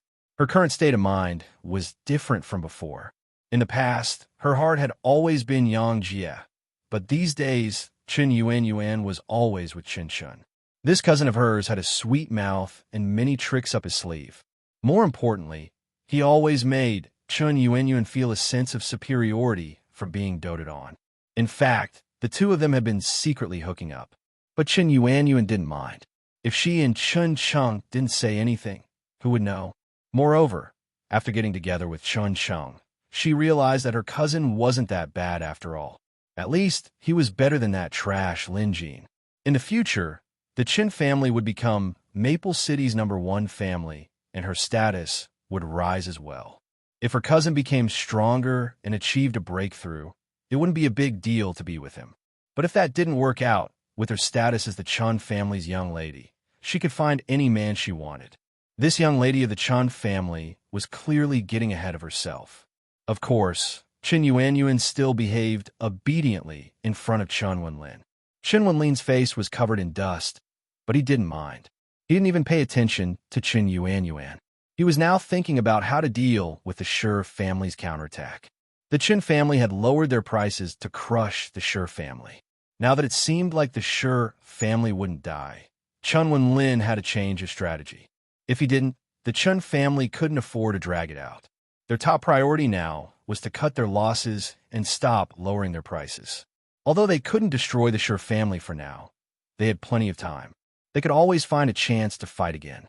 After summoning the Chun family's medicine hall managers, Chun Wenlin immediately announced his decision. The shopkeepers were astonished.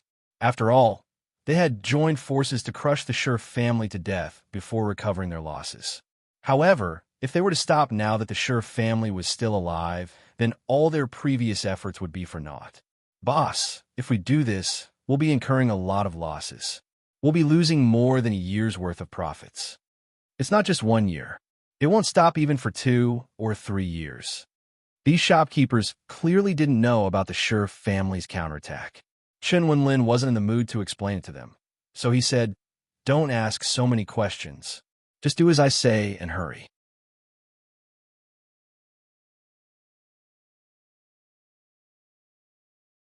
After all, Chun Cheng was an expert with a third realm blood contract. In a fit of rage, he didn't hold back, and the maidservant was severely injured. If she hadn't struggled to crawl out of the residence, she would have been found by the night patrol and sent to the clinic. She had been beaten to such a state, so naturally, she had reported it to the authorities. When the officials came to question her, the servant girl's words were incoherent. She had originally wanted to hide the matter between her master and Chin Chun, but in the end, she had made a mistake with a few questions. As a result, the matter of the Chun family's eldest miss and Chun Chin's adultery was exposed to the public. At this moment, Chun Yuanyuan and Chun Cheng were still in the dark about this. After they returned, they entered the house one after another. Inside, Chun Wenlin had just woken up. Chun Yuanyuan burst into tears at the sight of him and quickly went over to ask about him. Chun Cheng was startled when he entered. He had just seen Chun Wenlin this morning. Back then, the man was still in high spirits. How did he end up like this after just a day? When everyone found out what had happened, they were dumbfounded. Chun Yuanyuan was furious. "I think that piece of trash did this on purpose. Dad, we can just stop fighting with the Shi family for now. We're one of the top families in Maple City now anyway." Chun Yuanyuan had been pampered since she was young, so how could she know the dangers involved? Chun Wenlin vented his anger on Chun Yuanyuan as he scolded. "What do you know? Do you think everyone will be happy just because we stop fighting?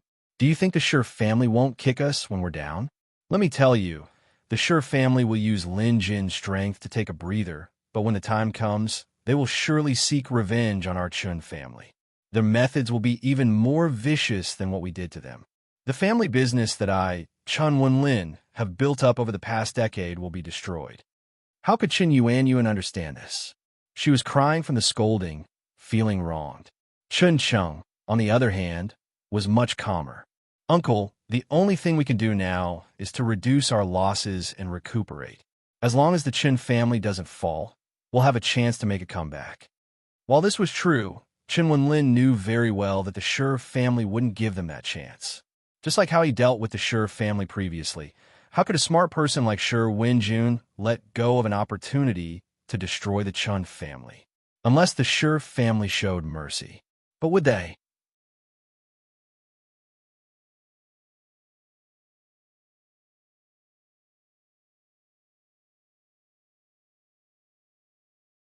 His vision went dark and he fainted completely. After 2 days of continuous blows, Chun Wen-lin really couldn't take it anymore. He was a perfectly fine person, but now he fell seriously ill and couldn't get out of bed. At such a critical time, the head of the Chun clan fell ill. For the Chun clan, it was one disaster after another. In just 2 days, the Chun clan's defeat was inevitable. Anyone with a bit of knowledge knew that the Chun clan was finished. Western region, Scorchtail Mountain. This place did not belong to any kingdom. It was one of the most dangerous places in the world. Anyone who came here was not an ordinary citizen. They were either fugitives who were involved in murder cases or notorious villains. There was an ancient city in Jiaowei Mountain. The ruins were said to be at least 500 years old. Most of the buildings in the city had collapsed, but some remained. Hence, this place became one of the gathering spots for villainous experts. If one didn't know the history of this place, they would think that it was some sort of bustling city with pet beasts everywhere. However, those who knew the truth would never dare to come here unless there was a reason. People in this world are divided into good and evil. But what is good and what is evil? In the city, a man who looked like a scholar was lecturing. The people around him were all villains, but they were all quietly listening to him. The man who looked like a scholar was fair and well-groomed. He held a folding fan in his hand, and a large white cat was lying on the wooden table beside him. It was probably this scholar's pet beast. The scholar continued, "Some people say that good and evil can be determined from one's face. But in your opinion, am I a good person or an evil person?" Just as he finished speaking, a burly man from below said, "Who doesn't know your nickname? Evil Scholar? Who doesn't know? Of course you're an evil person. Isn't that right, everyone?" Someone else agreed. Evil Scholar laughed. "Wrong. What's wrong?" The burly man was indignant. "Last year, you went to Skygate City and killed 78 members of the Wong family. If that's not evil, then there are no evil people in this world. I can also be called a good person." Having said that, the crowd burst into laughter. "That's right. I killed the Wong family of Skygate City, but it was also because they were unjust. Not only were they local tyrants, but they also bullied others. That's why in the eyes of those they bullied, I'm not an evil person. Instead, I'm a good person," Evil Scholar said with a straight face. The burly man cursed. "An evil person is an evil person. I kill people based on my own whims. You scholars are the only ones who have so much to do. Why do you care so much about good and evil?" Evil Scholar continued to shake his head. "Zhang Guangxiong, you call yourself an evil person, but in reality, you're not."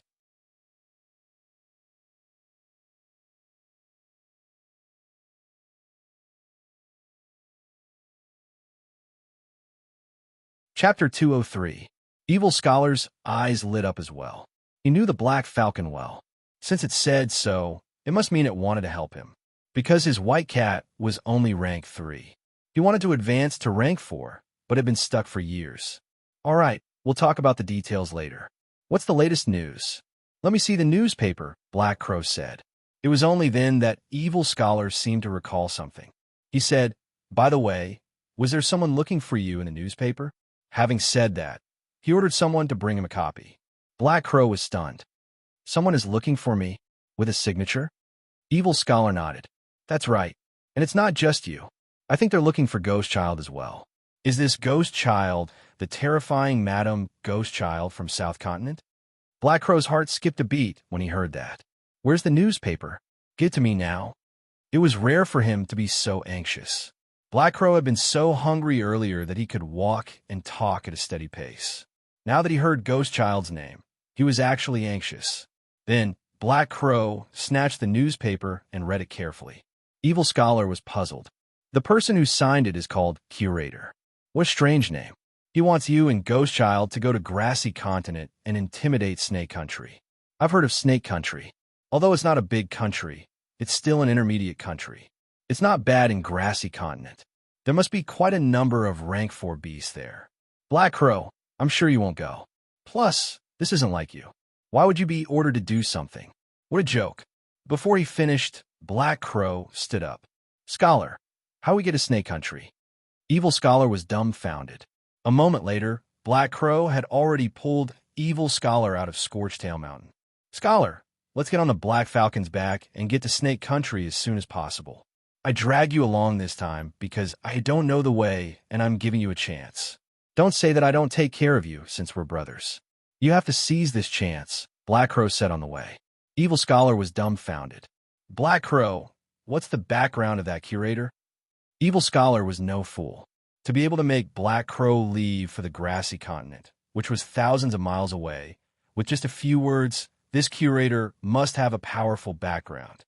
It's hard to explain in a few sentences. In any case, this is the first time that person used the villainous newspaper to contact me. This means that the curator can't wait until the next visitation hall opens. I'll fill you in on the details on the way. Black Crow was anxious. He wanted nothing more than to rush to the grassy continent's Snake Country. Evil Scholar pondered for a moment. Snake Country is not to be trifled with. Should we call on Old Poison? Black Crow shook his head. Maybe next time. If Ghost Baby goes, she can suppress Snake Country all by herself.